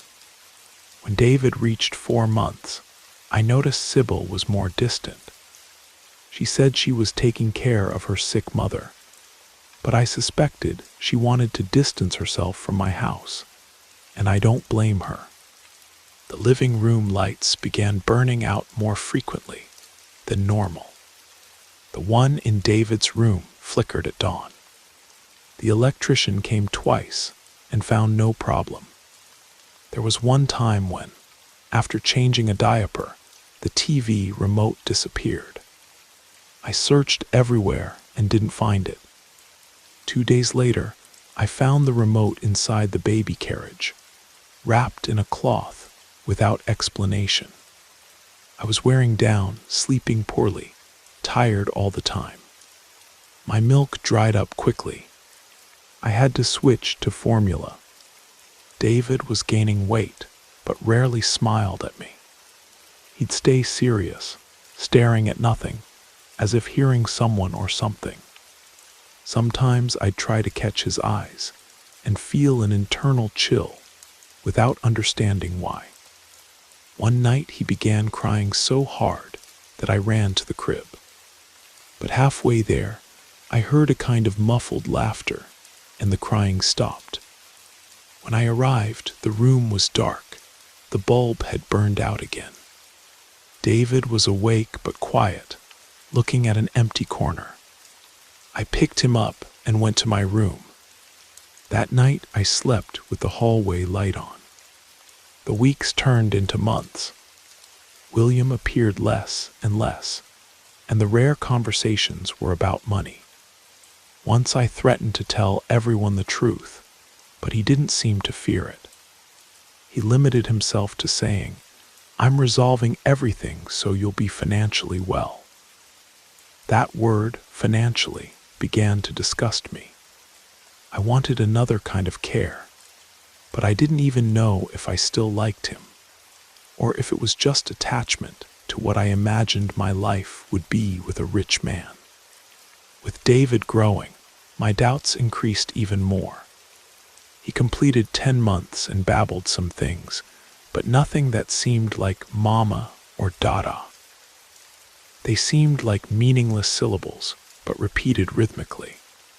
I tried to interact, sing little songs, and he'd just stare at me quietly. I felt a lack of joy in him, and I also couldn't feel lightness inside that house. Sometimes the neighborhood commented they saw strange people entering there, but it was a lie. I practically didn't receive visits. The most that happened was finding unsigned notes in my mailbox with messages like "Seek help before it's too late." I never discovered who sent them. When David took his first steps, around 1 year and 2 months, I expected that moment with joy, but it was weird. He walked through the house without bumping into anything, almost as if he had more coordination than normal for a baby. He found corners amusing, and at certain moments would hide behind the bedroom door, as if playing hide-and-seek with someone. I tried to think it's a child thing, pure imagination, but something disturbed me.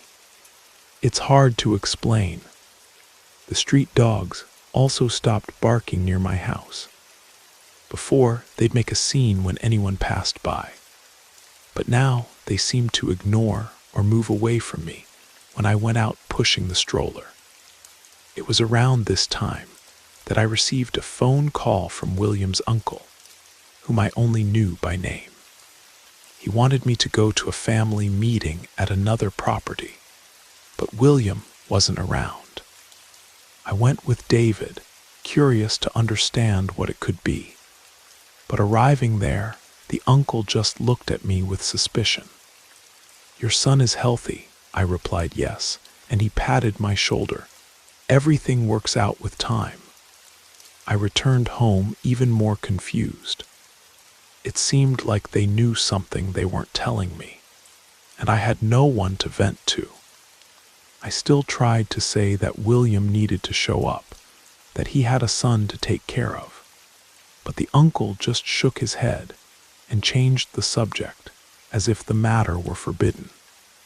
When David completed 1.5 years, he was already saying some words, but not the ones I tried to teach. He'd release syllables that sounded ancient, a mixture of harsh vowels and consonants. If I asked what they meant, he'd just laugh or suddenly get serious. The nights continued terrible. He didn't sleep through the night at all. He always woke up between 2 and 3 in the morning. I walked around the house like a zombie trying to calm him.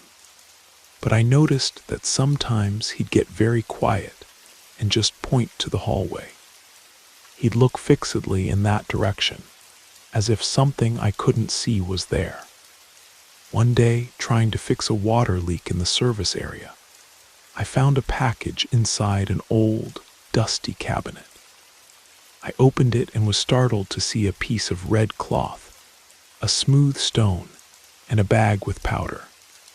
It was practically the same kit Selma had given me in the second ritual, but I was sure I'd used and discarded everything. Not knowing what to do, I put everything in a garbage bag and threw it away. But that night was the worst of all. David woke up screaming desperately, as if someone had hurt him. When I entered the room, he was sweaty, with agitated arms, and wouldn't look at me. It took me more than half an hour to calm him. It was then that I was hit with the certainty that this wasn't just a phase. There was something surrounding me that I couldn't control. I told Sybil the next day.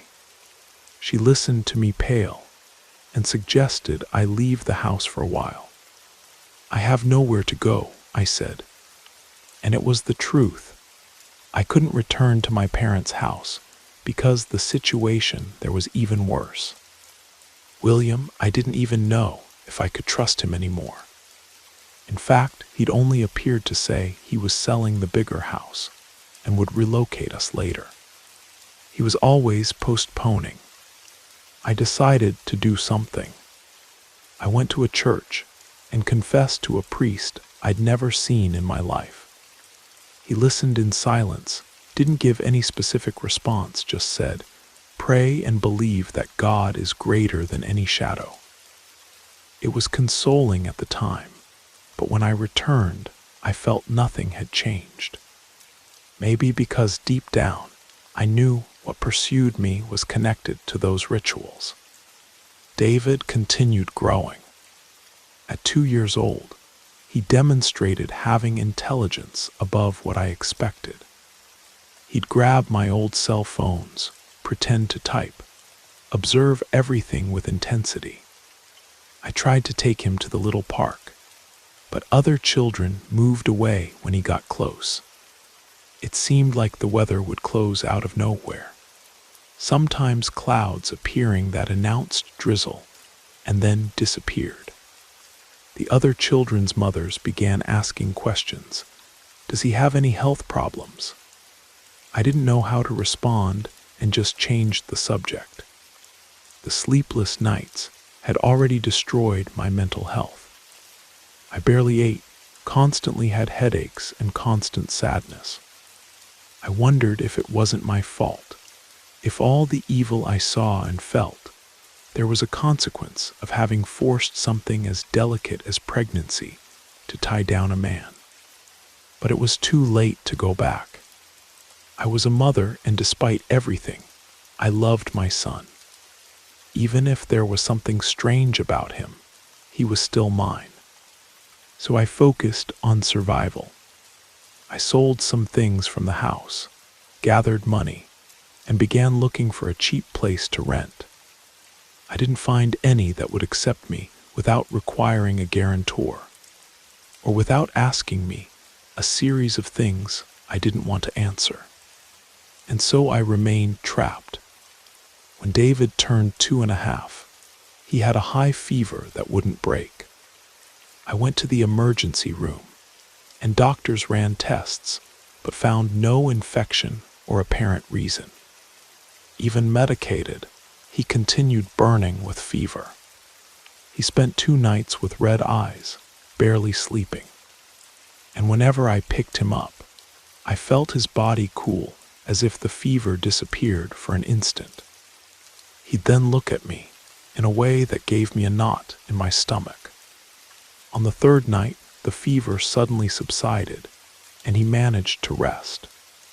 When he woke up, he acted as if nothing had happened.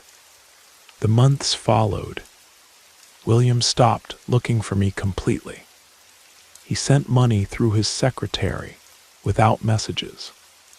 I called several times without response, until one day she informed me he'd traveled on business and didn't know when he'd return. In other words, he abandoned me completely. I was furious and sent messages threatening to tell what he'd done to me. He only responded by text, "I'm sorry, but I need to move on. Take care of our son. Don't look for me anymore." I threw the phone at the wall in anger, and that night David ran through the hallway laughing and repeating words I didn't understand. He seemed to be celebrating something.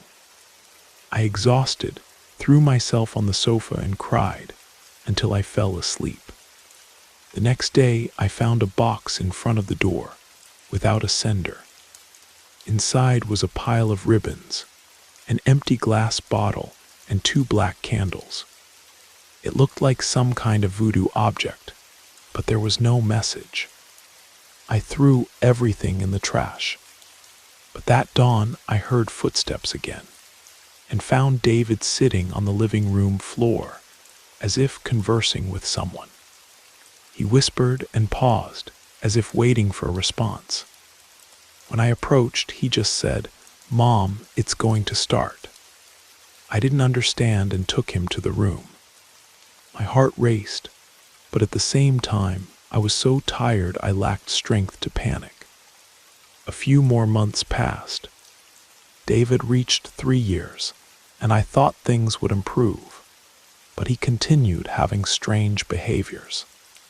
He spoke complete sentences that sometimes didn't match his age. "Mom, The people around can't see us, or I need to get out of here. And he continued pointing to the hallway or window at night as if seeing someone. I tried to handle everything patiently, but my sanity was at its limit. Around 3.5 years, he began having strong nightmares.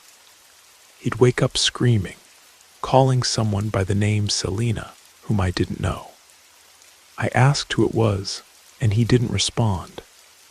One dawn, I decided to sleep beside him.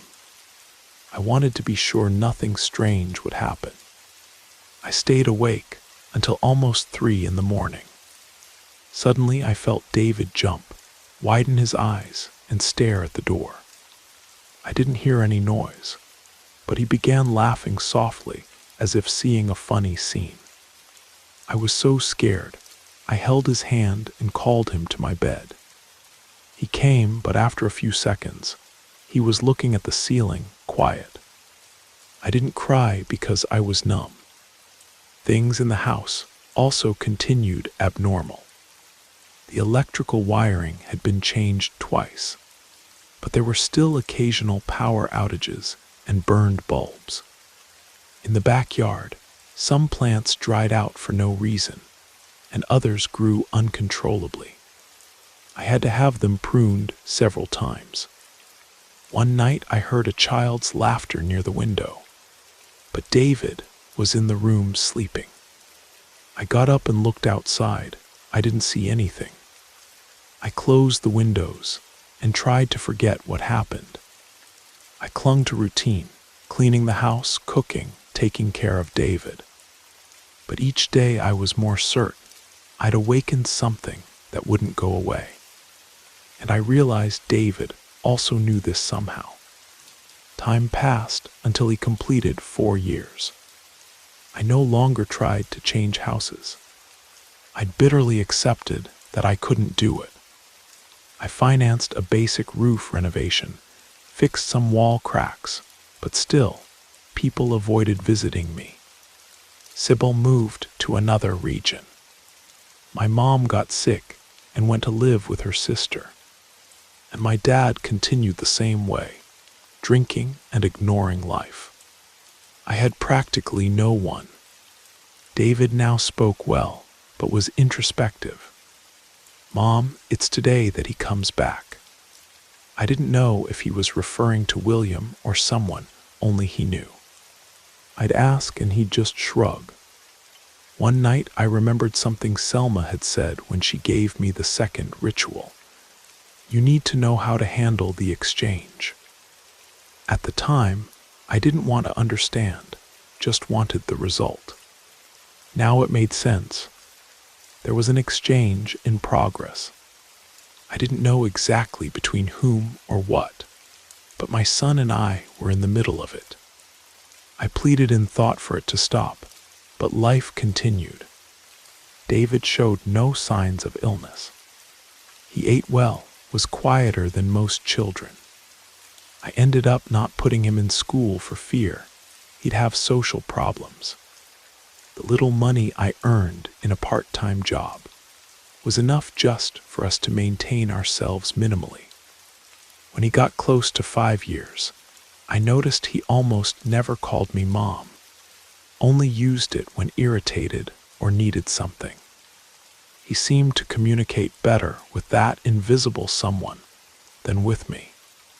Once I heard giggles in the room and stood at the door spying. He was in the corner playing with a toy car, talking softly. "I know she doesn't like it, but I'm not leaving," he said without knowing I was there. I was paralyzed. I wanted to cry but held back. I went back to the sofa and didn't sleep the rest of the night.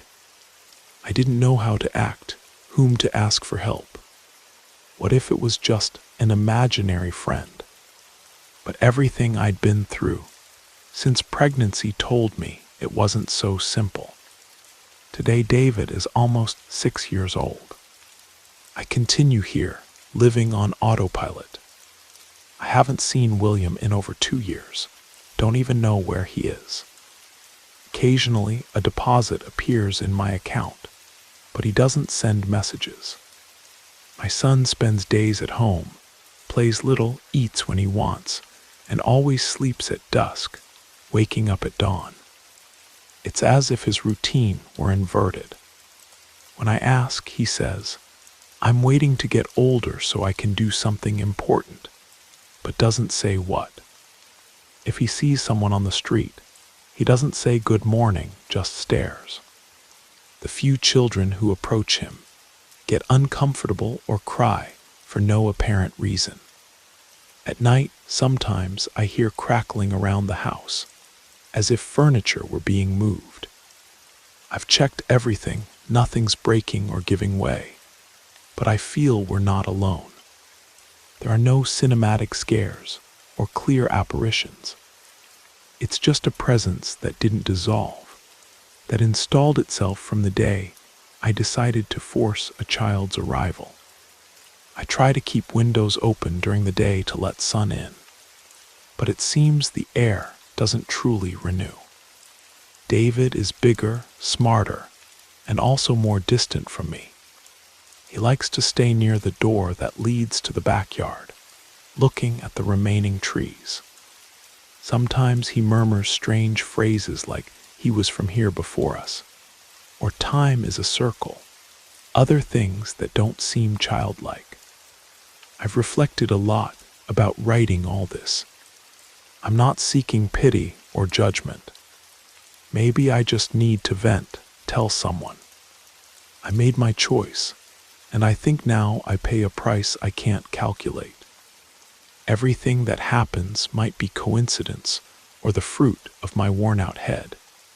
But I don't believe in coincidences anymore. Something changed the day. I sought an easy solution with rituals I barely understood. And the day my son was born, he brought along something I can't name. I don't have strength to face anything beyond waking up and taking care of him, trying to prevent the worst from happening. I don't think about running, because my intuition says that wouldn't help either. Wherever I went, he and I would continue connected to this unknown force. There are nights when I dream of Selma. In the dream, she looks at me from afar and shakes her head, as if saying too late. I wake up sweating, cold hands, and see David staring at me. He asks, "Did you have another nightmare?" I just nod.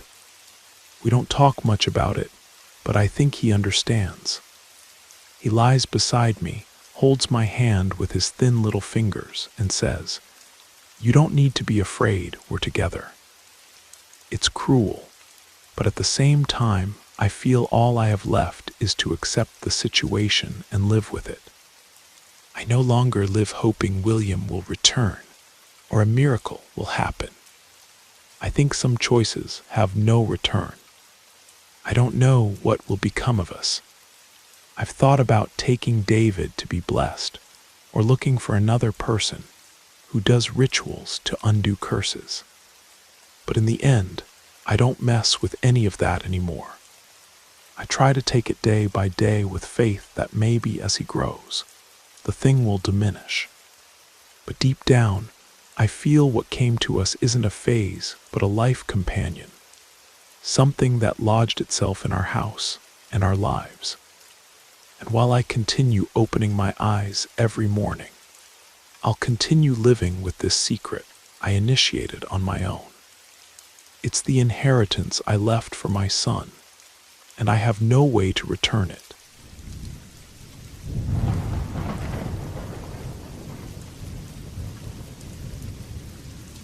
My name is Samuel, and I don't see any point in hiding that because what I experienced was so profound that I feel compelled to share it, even if it's just to lift this weight from my shoulders. I'm going to tell you everything exactly as it happened, without embellishments or ceremony. I'd rather let each person draw their own conclusions, because I myself can't explain half of what I saw and heard. Sometimes I think I exaggerated certain perceptions, But I also suspect there was something beyond what my eyes could capture. Something that still gives me chills just remembering it. Before anything else, I want to make clear that this story happened about 4 or 5 years ago in rural Montana. I'd lost track of the exact timeline because I was going through a complicated phase in my life. I'd moved to a quieter place because things with my family had become difficult. Unemployment, debts, constant arguments. I was forced to look for any available job. I'd always worked in general services, janitorial work, maintenance, that sort of thing. By luck or misfortune, someone recommended me for a position taking care of a large, somewhat isolated rural property. They said it was a remote place, almost no neighbors, but the pay would compensate for the solitude. At that time, I didn't care about the location. I needed the money, period. So I accepted the job without thinking twice. The arrangement was simple. I would live on this property, handle daily maintenance, assist the owner with whatever was needed, and occasionally help with the animals that lived there. The salary would be good enough for me to get back on my feet. That was all I needed to hear. It was on a Tuesday evening in late October that I arrived there for the first time. I took a Greyhound bus that dropped me off at the main highway, then caught a ride with a delivery driver who left me near an old fence. I still remember putting my backpack on, taking a deep breath, and thinking that from then on, I'd have to fend for myself. The terrain was enormous, with dense vegetation and a dirt path that wound its way to the main house. It looked like a ranch, but it wasn't exactly that. There were some scattered buildings, a kind of barn in the back, and a corral. But I didn't see large plantations or anything that seemed to justify the size of the place. As soon as I started walking down the path, I noticed a strange silence, as if the wind didn't pass through there. In front of me, the main house rose up. It was an old construction of mixed wood and masonry, with small windows and clay tiles darkened by time. There didn't seem to be anyone there. I went to the door, knocked several times, waited. Nothing. Suddenly, I heard footsteps on the side. A woman appeared with her hair pulled back in a bun, her face full of expression lines and a distrustful look. "You must be the new guy who came to work, right?" I nodded somewhat awkwardly. She examined me from top to bottom and opened a slight smile from the corner of her mouth, as if she were relieved to see that I didn't seem to pose a threat. "My name is Martha." "Yours, Samuel," I replied, extending my hand. "Pleasure to meet you." She wiped her hands on the apron she wore and greeted me cordially. Martha was, from what I gathered, an old employee. She had that way of someone who knows everything that happens inside, but speaks little. "Mr. Ernest is in the back checking on the livestock. I'll take you to him." And that's how I officially entered that house. It had a characteristic smell of old wood, and the corridors were somewhat narrow. We quickly passed through a dusty living room and down a long hallway that led to the back. Outside, the terrain opened into a clearing. There was an improvised stable with some goats and chickens running loose, and I even saw a cow or two, but I didn't get close. Martha guided me until we found a man in his mid-50s, somewhat rigid in appearance, but not aggressive. He wore a long-sleeved shirt and work pants, adjusting the animal's water trough with a hose. "Mr. Ernest, the new guy has arrived," Martha announced, pointing to me. He dropped the hose, approached, and examined me the same way Martha had before. "Samuel Wright, they spoke well of you. I hope you're not afraid of hard work." I agreed, almost embarrassed, and the conversation was brief. He explained directly what he expected from me. Simple maintenance tasks, animal care, nighttime property surveillance. I could stay in a small room in the back, near the kitchen, and would have my food and lodging included. The salary would be paid every month without delay. That was enough. I wasn't one to complain. But not everything was so simple. I noticed there were some strange rules. He warned me that after 9 o'clock at night, I shouldn't be walking around the property unless it was something very urgent. He also said that certain areas of the main house were always closed, and that it wasn't my place to question why. He just asked that I respect these limitations, as he himself defined it. "It's safer for you to stay in your room at night," he repeated several times, as if it were a warning that couldn't be ignored. At the time, I found it curious, but I didn't want to seem intrusive. I agreed to follow the instructions. After all, I really needed that job. Martha helped me take my few belongings to the small room. As soon as I settled in, she offered me a simple coffee with some old bread that she warmed up on the stove. I thanked her. I was hungry and tired from the trip. While I ate, I noticed she was watching me out of the corner of her eye, as if she wanted to say something but didn't know how to start. After a few seconds, she finally broke the silence. "You should pay attention to the schedule, mister," Ernest mentioned, "and if you hear any strange noise at night, don't go out to check what it is. Just leave it alone." "But what if it's someone messing with the animals?" I questioned, surprised by that guidance. She bit her lip, seeming to measure her words. "We always find a way. I look through the windows, or he checks the back. If it's something serious, mister, Ernest handles it. I didn't insist."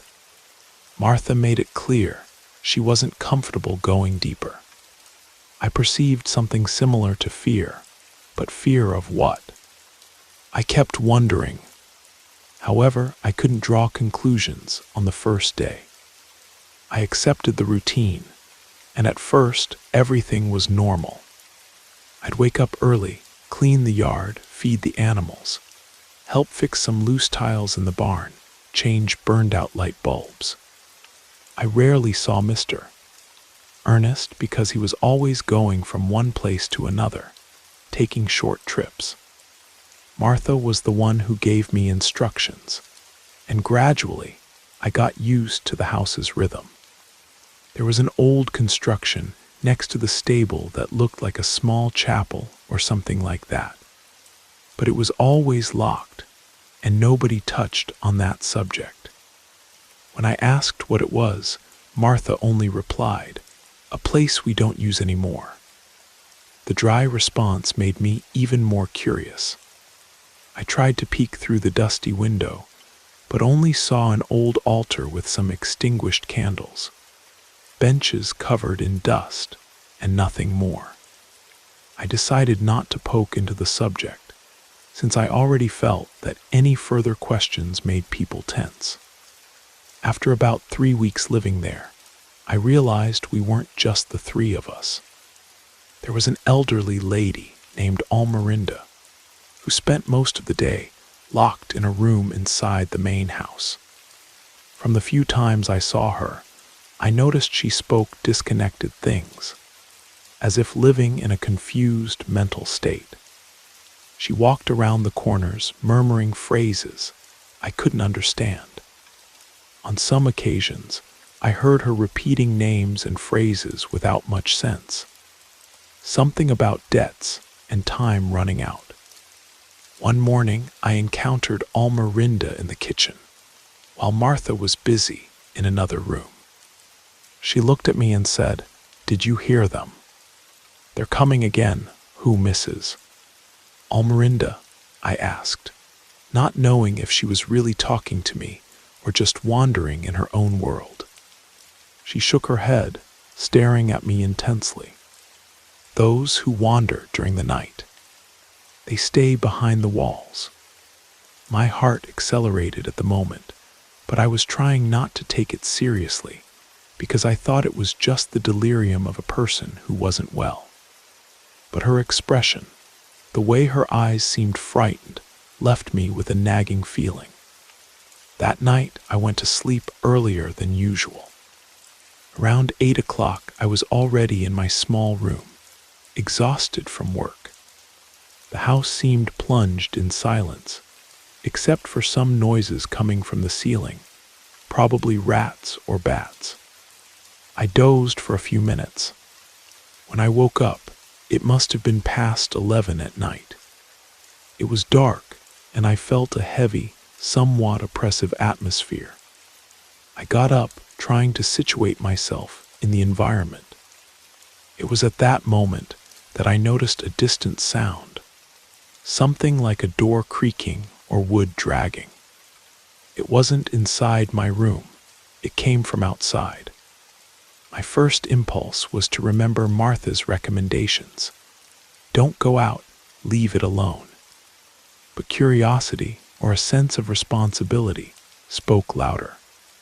What was happening in that house? I walked silently to my room door, opened a crack, and peeked into the hallway. The lights were off. Only the weak moonlight came through the windows. I continued in light steps, trying not to make noise, heading toward the living room. Everything was dark, no sign of people. When I was about to turn back, I heard a whispered voice echoing from some corner. It sounded like a murmur, but I couldn't understand the phrase. I approached a door that led to the main hallway, the one that led to the house's bedrooms. I had the impression of seeing a shadow moving at the end of the corridor. I froze but gathered courage and went there. "Is anyone there?" I called in an almost inaudible whisper. No response. Instead, I saw something like a figure entering one of the rooms. I took a deep breath, and even though my mind screamed for me not to go, I continued in the same direction. As soon as I got close to the room, I noticed the door was just ajar. I opened it lightly, without making much noise. It was an empty room, no furniture, but the air inside was cold and dense. I entered, looking for some switch to turn on the light, but I couldn't find one. I had the sensation that the floor was damp, but I didn't see any puddle. It seemed more like humidity, impregnated in the boards. I stayed there for a few moments, trying to understand what I had just seen. I found no one, no sign of invasion, nothing that explained that shadow. Then a shiver ran through my body when I realized the door was closing by itself, very slowly. "Samuel," I heard Martha's voice in the hallway, almost in a contained shout. I ran to her with my heart racing. She grabbed my arm and pulled me back to my room. "Do you want to lose your job, boy? What are you doing awake at this hour, walking around the house?" I didn't know what to say. I wanted to ask if she had also seen the shadow, but she was visibly nervous. I ended up apologizing, saying I had heard a noise and got worried. She responded with a closed expression. "If it happens again, let Mr. Ernest handle it. He doesn't want you to get hurt." I went back to my room without sleeping properly for the rest of the night. I spent the next mornings working as usual, but now I was more attentive to any strange signs. From what I noticed, Martha and Mr. Ernest knew something but didn't let it show. And as for Mrs. Almerinda, every time I saw her, she released more strange phrases, as if anticipating something bad that was about to come. After almost a month there, we began receiving visits from 2 children. They were Mr. Ernest's grandchildren, according to what Martha explained to me, Gabriel, about 9 years old, and Elias, about 7. They appeared to be healthy children, but didn't seem happy. They arrived accompanied by a man who just dropped the boys off and left. He didn't stay for conversations. Mr. Ernest announced that the grandchildren would spend some time at the house because, according to him, the children's mother needed to resolve some urgent matters in the city. I was surprised to see 2 such small boys on that silent property. They had distrustful looks and barely spoke to me. Gabriel, the older one, sometimes walked around the yard, curious about the goats. Elias stayed close to Martha, as if he saw in her a protective figure. One afternoon, Mr. Ernest called me to the stable and asked me a favor. I'm going to take a short trip in the next few days, something quick, just to resolve some matters. You and Martha will be responsible for the children. Don't let them play far from the house, okay? There are some dangerous cliffs in the part of the property that nobody watches. I agreed. I really didn't want to see the children get hurt. But ever since they arrived, I noticed the nights became even stranger. Whenever I lay down, I heard small footsteps in the hallway, as if someone were walking slowly, sometimes stopping near my door. I thought it might be the children, perhaps awake. But when morning came, Martha said they slept in her room because they were afraid to stay alone. About 3 days after Mr.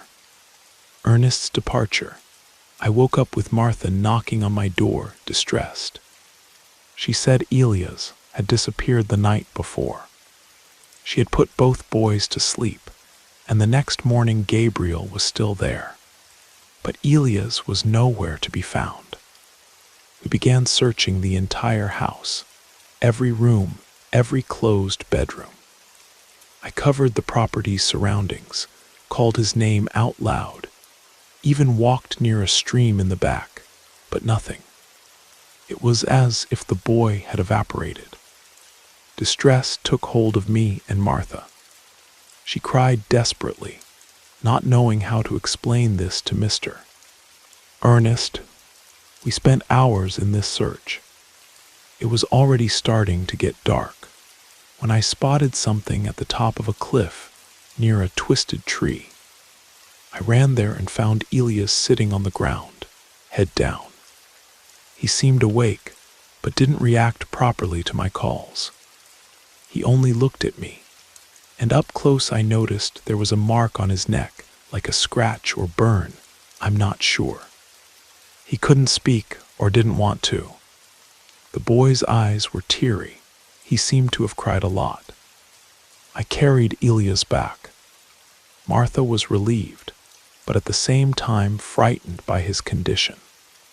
Gabriel hugged his brother, asking if he was okay. The boy remained mute, as if he were blocked. It took an hour before he could say anything, and what he said made no sense to me. The woman in dark clothes called me. She said I couldn't escape. Martha crossed herself, terrified.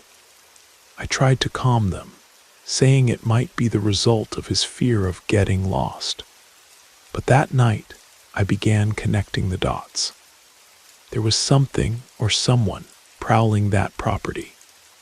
At dawn, I heard those door creaking sounds again.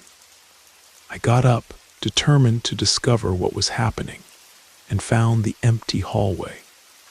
The room where Almerinda stayed had the door ajar, and for some reason, I decided to peek. She was awake, sitting on the bed with trembling hands. When she saw me, she called me with her hand. "I know what they want," she whispered, her eyes distressed. I approached, feeling immense discomfort but needing answers. "What's happening here, Mrs. Almerinda?" She swallowed hard, as if she felt afraid to speak. She squeezed my hand tightly. "It's been happening for a long time, since before I arrived. They demand an offering from time to time, and we're not the ones who decide." I got chills. I couldn't ask who they were, but I imagined she was referring to some supernatural presence or a group of clandestine people. Any hypothesis scared me. She continued, "There has to be someone who surrenders, who offers something, or else they take the children." I stepped back, shocked. I didn't know if this was the result of delirium, or if she was really telling me some dark secret. I left the room and tried to sleep. Of course, I couldn't. I kept tossing in bed, feeling a weight on my chest. The next day, I asked Martha if there were legends in the region, something that would explain what was happening.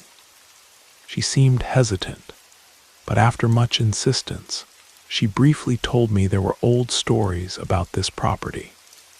They spoke of an ancestor of Mr. Ernest who had supposedly made a strange deal with an unknown force to keep the lands fertile and the family wealthy. In exchange, whenever a certain cycle of years occurred, a sacrifice would have to be made. Nobody was sure if it was true, but the rumor was that when the deadline approached, strange things happened and children could disappear. "I myself don't know if I believe it," Martha commented with a weak voice. "I only know that when this happens, there's always someone who disappears or something bad happens to the family." I almost asked if Mr. Ernest was involved, but I didn't have the courage. Martha's expression showed me she suspected many things, but couldn't directly accuse her boss. A few days later, I was awakened at dawn by a noise coming from outside. It sounded like a lament or someone calling for help, but very quietly. I grabbed a flashlight and risked going out. The night was moonless, painfully dark. I walked carefully until I passed the side of the house toward the stable. As I approached, I noticed that the door of that old chapel that was always locked was open. Inside, there was a weak light, as if someone had lit some candles. I took a deep breath and entered, forcing myself not to tremble with fear. The place had a heavy atmosphere, smelling of mold and burned candle wax. There was a simple altar with a dark cloth spread over it, and to my surprise, I found Gabriel kneeling on the floor, crying. When he saw me, he ran into my arms. "How did you get in here, boy?" I asked, trying to stay calm. He shook his head as if in shock. He could only say he had dreamed of someone calling his name, and when he woke up, he couldn't stop walking until he reached the chapel. I felt a chill in my stomach when I realized that even in the dark, he knew the way, as if he were being guided by someone. I tried to take him back, but before I left, I saw something scribbled on the back wall. They looked like rudimentary symbols, drawn with black paint. Some resembled human figures. Others were just lines and arrows pointing upward, as if indicating something on the ceiling or in the direction of the sky. That gave me goosebumps, but I didn't want to analyze too much. I needed to take care of Gabriel. We left quickly, and I locked the door as best I could. I took the boy to Martha, who once again seemed to panic. She stayed hugged to him, promising everything would be fine. But inside, I felt nothing was fine. The next afternoon, Elias continued withdrawn, as if he were sick. He had a fever and was shaking. Martha didn't know what to do, and Mr. Ernest was still away. I thought about calling a doctor, but she said there was no way to call for help in that region without easy access to transportation. I was surprised that nobody talked about taking Elias to the nearest city. She changed the subject, saying the boss would resolve it as soon as he arrived. On the night of that same day, heavy rain fell. Winds beat against the windows, and the barn roof creaked from time to time. I saw flashes of lightning illuminating the landscape through my small room's window. I tried to doze, but the storm's noise kept me awake.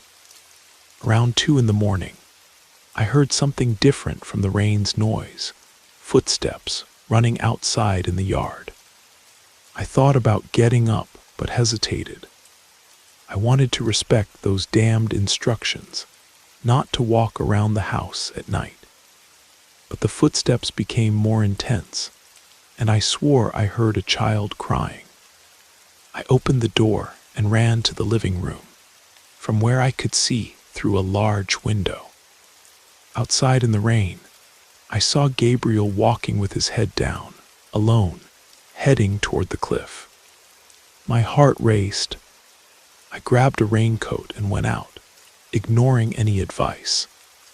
I walked against the wind and the water downpour, shouting Gabriel's name.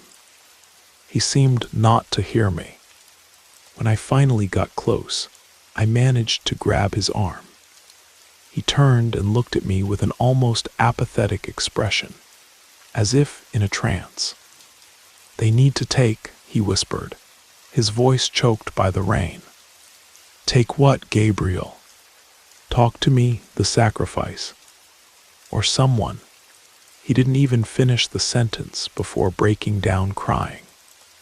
I pulled the boy back, and we almost slipped several times in the mud. When we reached the house, Martha ran to take off our wet clothes and provide towels. As soon as she was sure Gabriel was safe, she pulled me to the corner and spoke, trembling nervously. "This can't continue. You don't know, but worse things have happened before. Many years ago, another child disappeared on a night like this. The next day they found her again, but she didn't speak anymore, and some time later she disappeared again, forever." "And nobody did anything?" I asked, indignant. "Trying to do something is dangerous," she said quietly.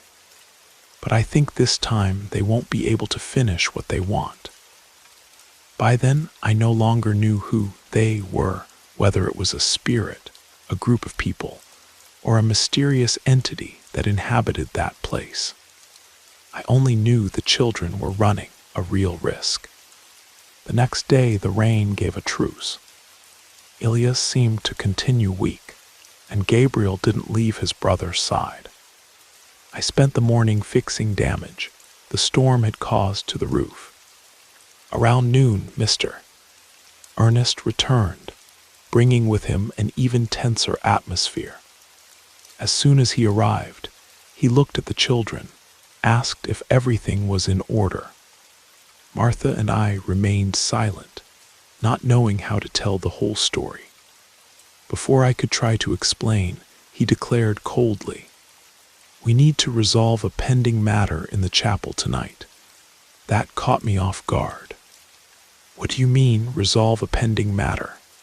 Martha, who was beside me, paled. The children began to cry, as if they already knew what it meant. I looked at Mr. Ernest and felt consumed by contained rage.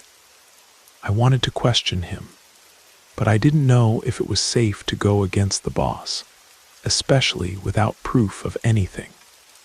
Later, I went after Martha, wanting to understand what would happen in that chapel. She avoided my gaze but realized I wouldn't give up, so she spoke. "It's an ancient ritual that his family maintains. I heard it's to appease forces that roam this land. I think he wants to offer something in exchange for peace." She didn't need to say what would be offered. I felt my stomach turn. I was involved in a bizarre story, and the children were the most vulnerable in this equation. I waited for night to fall, determined not to allow anything bad to happen. I locked myself in my room until 8 o'clock. It was already past that time when I heard footsteps outside. I peeked through the window and saw Mr. Ernest walking toward the chapel, carrying a lantern. Soon after, Martha came out of the house, leading Gabriel by the hand. Elias came behind, seeming drugged or lethargic. That scene turned my stomach. Without thinking twice, I grabbed a kitchen knife I had in my room. It was the only weapon that came to hand. I went after them, but carefully so as not to attract attention. The chapel door was open, and as soon as I got close, I heard whispered prayers accompanied by almost inaudible voices. I looked through the crack and saw Mr. Ernest kneeling before the altar. Some lit candles created a suffocating twilight. Martha was standing behind, holding the children. She seemed paralyzed, as if being forced to do this against her will.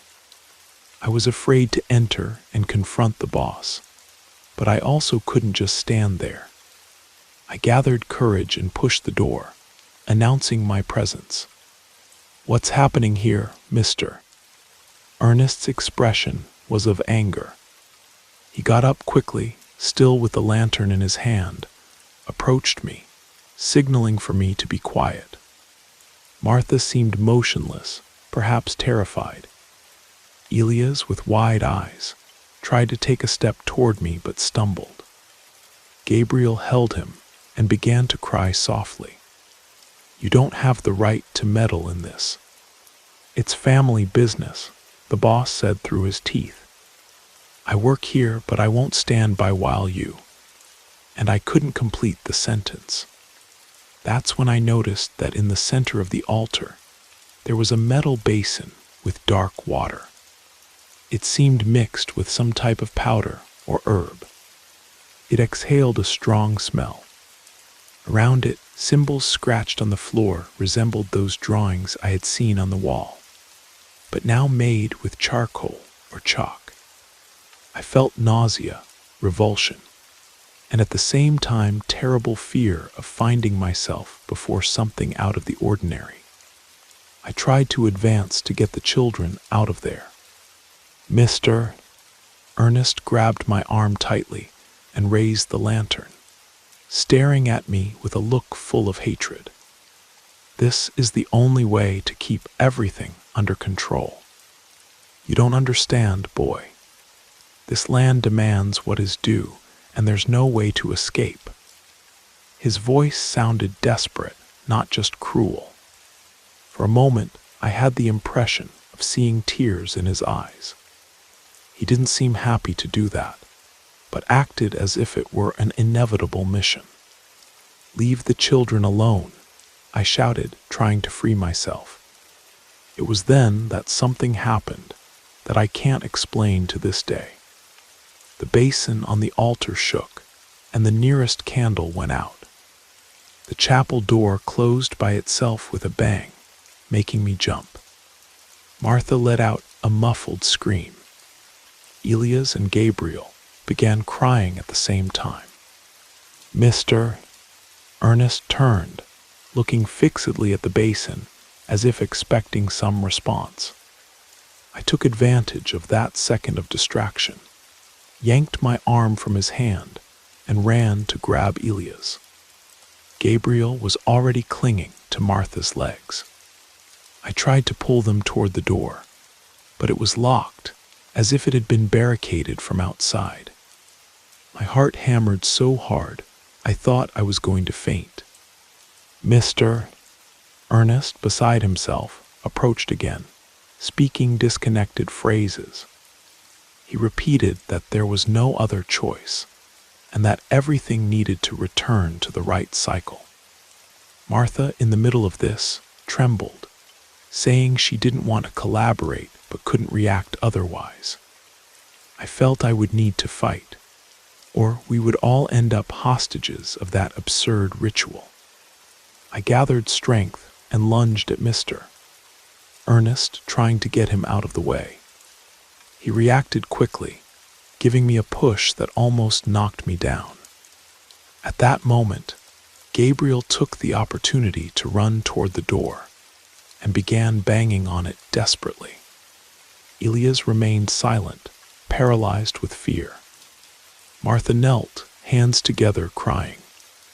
"Martha, help me here," I pleaded, but she seemed static, as if struggling with her own conscience. Mr. Ernest turned to the children and raised the lantern with his eyes fixed on Elias. Without thinking, I went after him again. We managed to roll on the floor, falling over the drawn symbols. The metal basin was overturned, spilling that dark water across the floor. The remaining lit candle went out, plunging the chapel into total darkness, illuminated only by some lightning flashes from a new storm that seemed to be starting outside. In that darkness, I heard whispered voices that didn't match any of the people there. They sounded like echoes. I don't know if it was a hallucination from my fear, but I swear they sounded like hisses, repeating words I didn't understand properly. Mr.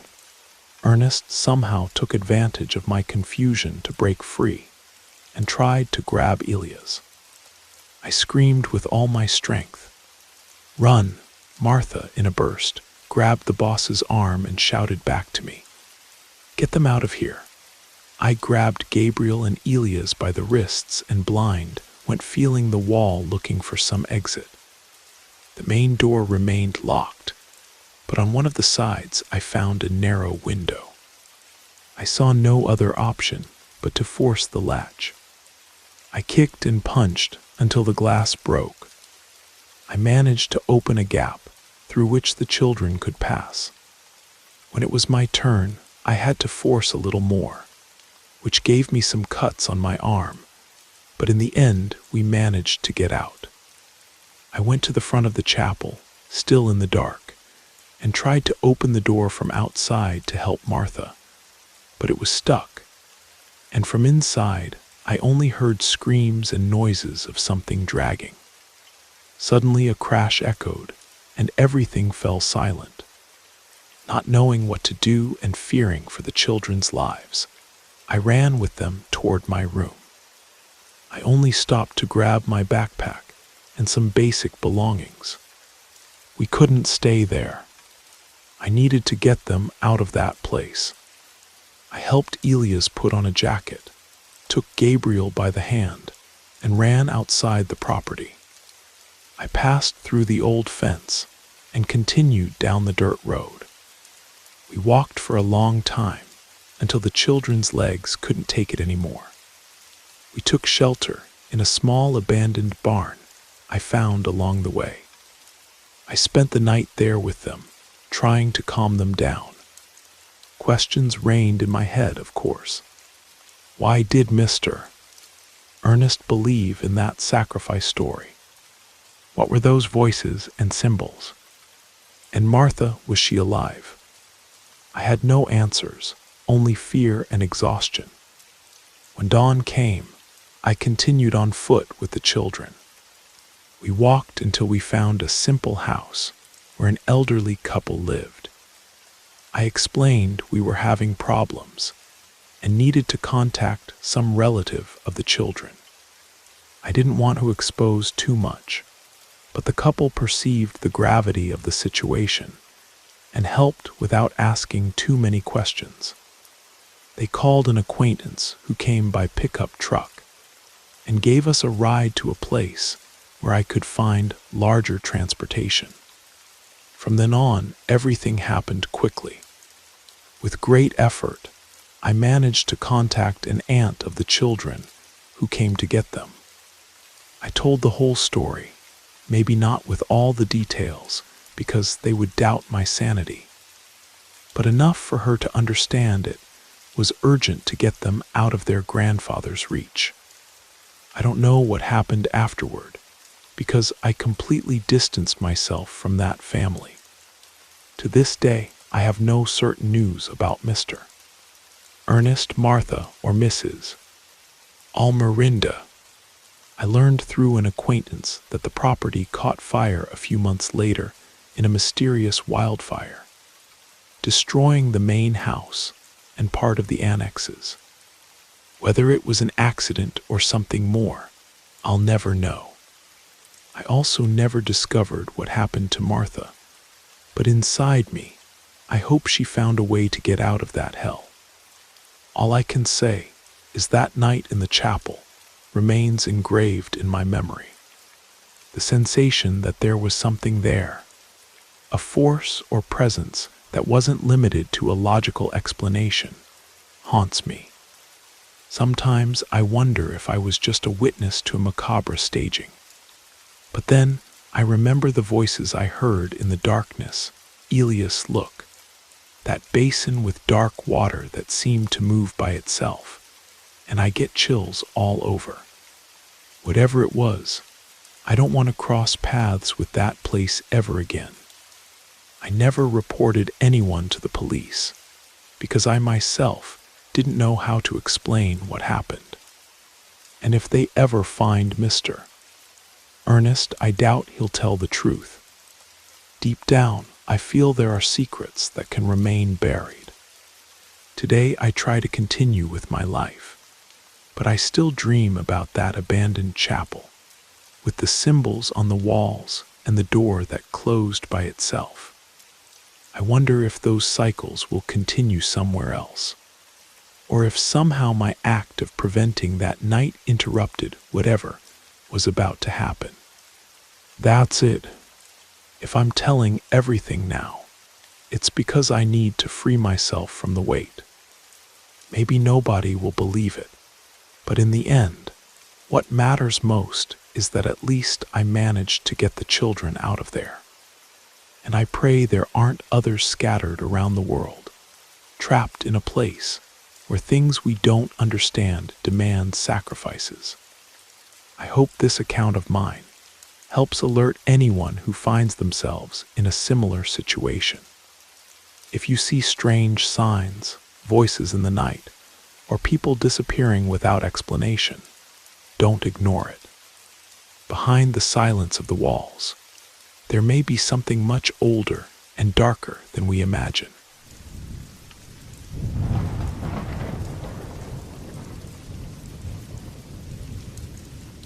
I'm 18 years old, and this happened to me just a few months ago in my small town in rural Montana, near the Idaho border.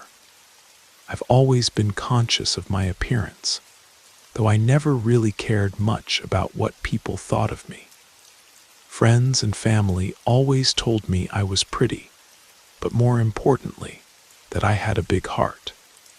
I mention this because I think it's relevant to what happened next. I've always been very social.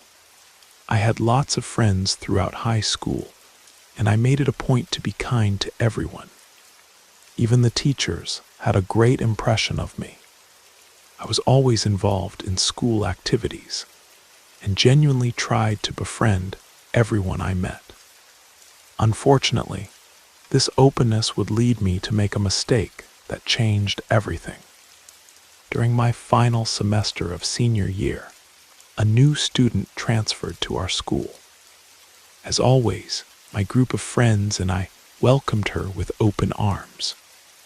We even invited her to eat lunch with us during break.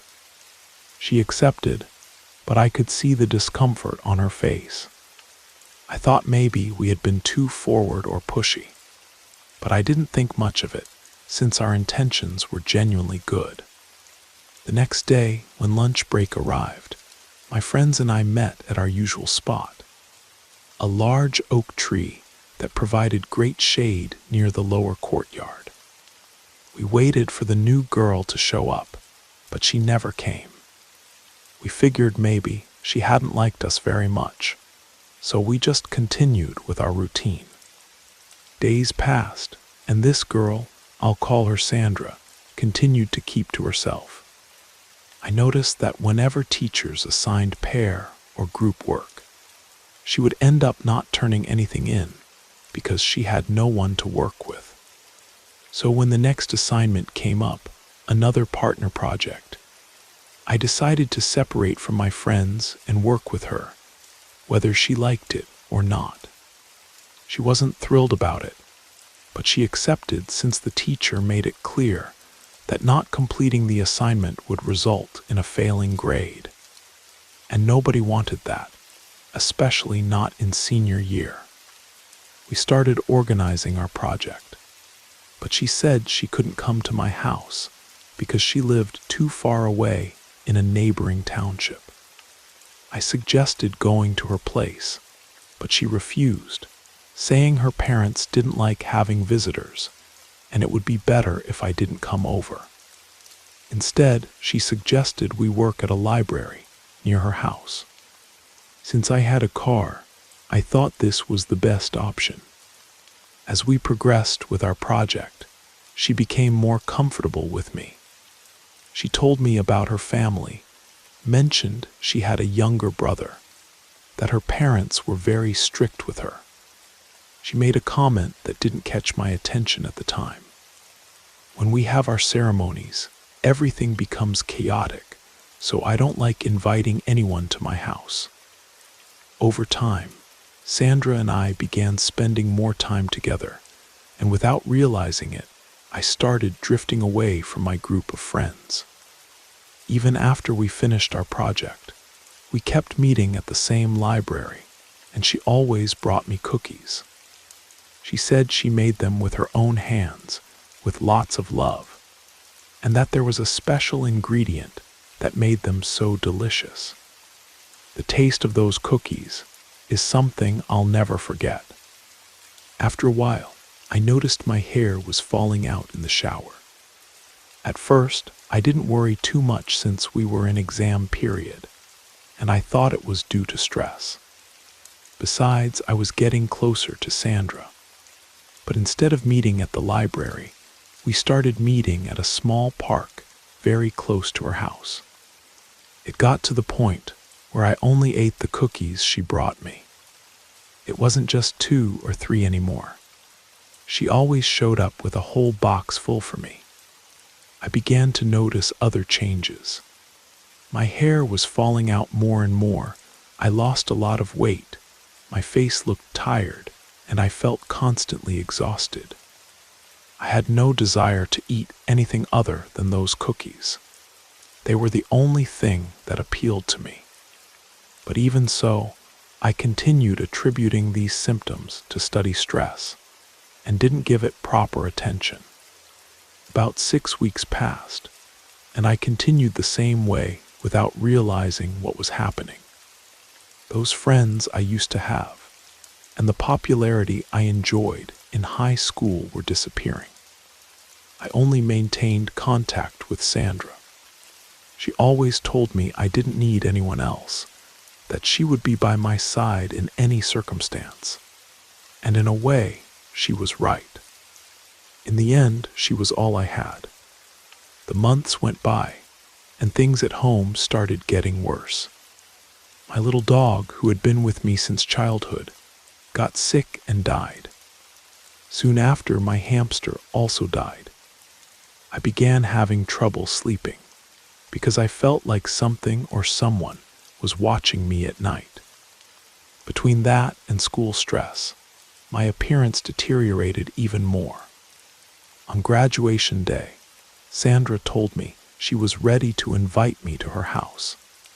She said she was going to introduce me to her family, and that she had prepared everything so that my initiation would be special. In my naivety, I thought by initiation she meant meeting her relatives, but I was completely wrong. Sandra asked me to wear a red dress, the same as the one she would wear, because she wanted us to look beautiful that day. I accepted. I wanted everything to go according to her plan. At that moment, the only thing that mattered to me was seeing Sandra happy. It was the first time she had invited a friend to her house, and she was very excited about it. She came to pick me up in a black Mustang with dark windows and a red stripe running horizontally across the car. I was surprised because in my small town, it was very rare to see a car like that. And even more so because Sandra had never mentioned that she had one or that she knew how to drive. When we arrived at her house, a wooden gate with carved figures opened, revealing a large courtyard and a house at the back. We got out of the car, and as we entered, we were greeted by a woman who appeared to be no more than 35 years old, with a little boy of about 3 or 4. The woman called to her husband, "Fernando, come down. The girl has arrived with the other girl." Coming down the stairs was a man who didn't look older than 40, with an impressive and attractive physique, just like the woman. "Come in, my daughter," he said with a firm but welcoming voice. "So you're the one who gives life to my Sandra," he added. I smiled awkwardly while Sandra responded, "Yes, Daddy," although she was prettier when I met her. It was then that I realized I had never really paid much attention to Sandra's appearance. When we first met, she wasn't exactly attractive, but now she was stunning. I began to wonder what I was doing there, when Sandra's mother commented that she was just waiting for nightfall to finish what Sandra had started. An inexplicable fear took hold of me. I didn't know what they were planning, but hearing those words terrified me. I tried to tell Sandra that I needed to leave, but she refused.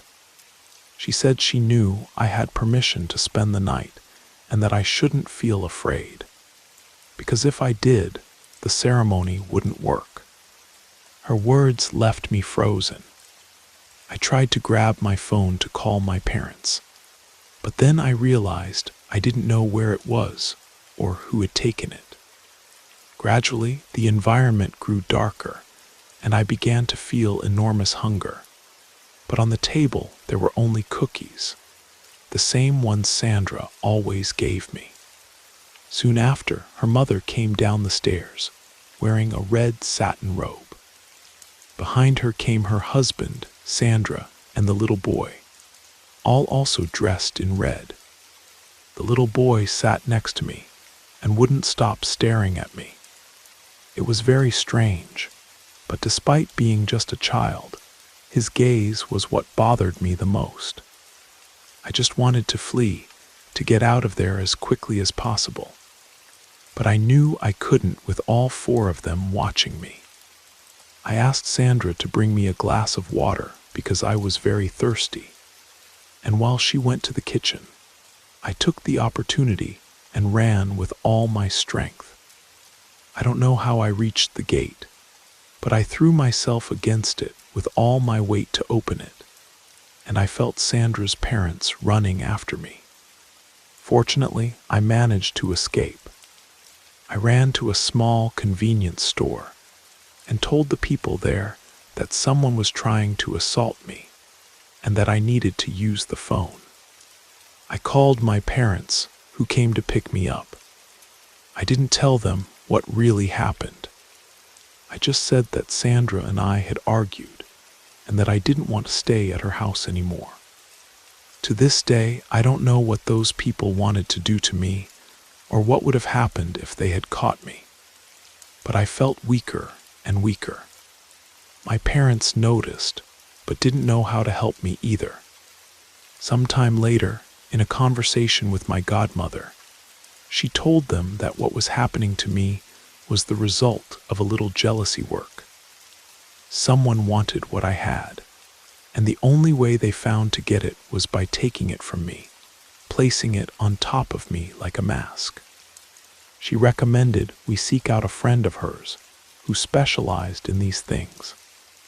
He told us that everything I had lost would return, and that the people who did this were very powerful, but that now I was safe, that I had already freed myself from them, and that with the other cleansings he gave me, I would be protected. Since that day, I've felt much better. I recently entered college and made new friends, but now I'm much more selective and try not to trust people so easily. I want to finish by telling you that envy is real. There's no such thing as good envy. All envy is bad. Take care of the friendships you make, what you eat, and what you receive from people you barely know.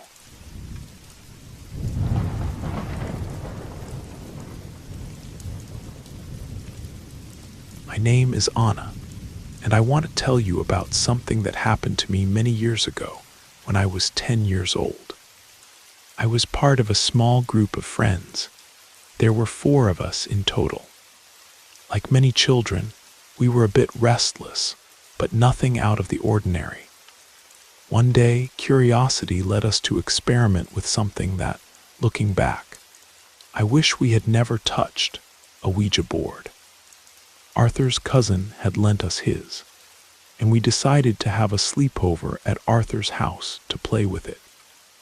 Being young and knowing nothing about it, we had no idea what we were about to provoke. At first, everything seemed harmless. We asked silly questions and laughed at the answers, thinking we were the ones moving the planchette ourselves. But gradually, it began revealing things that only we knew.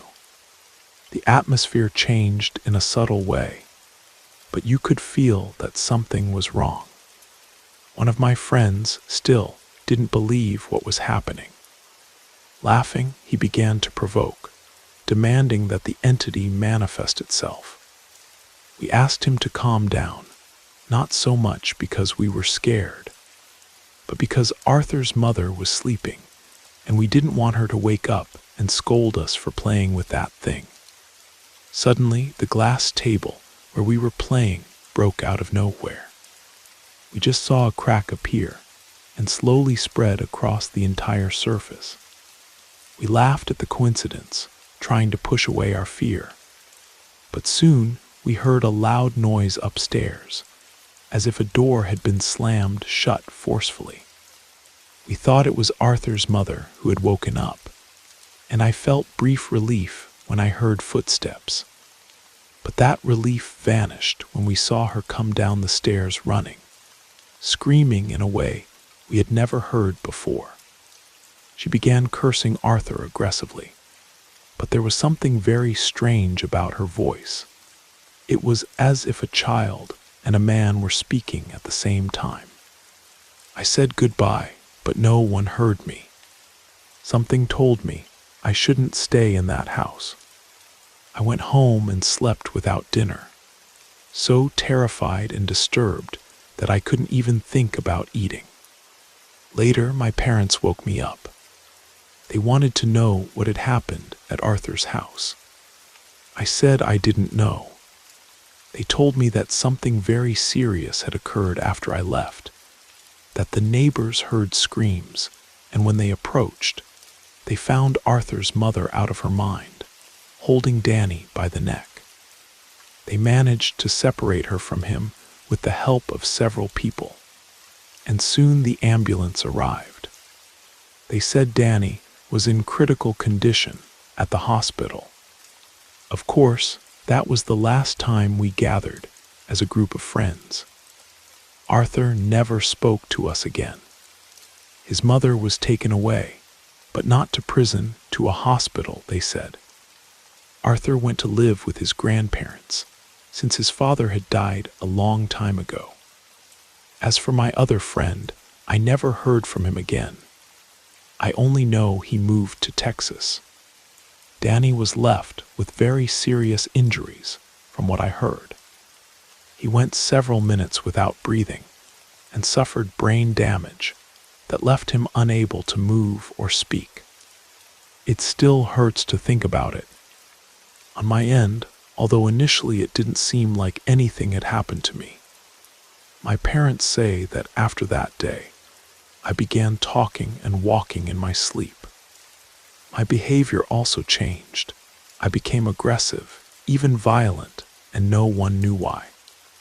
Finally, someone they turned to for help said I had something attached to me, a mischievous entity, not entirely malicious. They performed several cleansings and used holy water and oil to protect me. They also hung Saint Benedict keys around the house. But the strangest thing is that even when we leave them hanging, they always rust. The fear itself, I can't say with certainty that all this happened because of the game, but I feel that if I played again, I would discover the truth. And that's something I never want to do.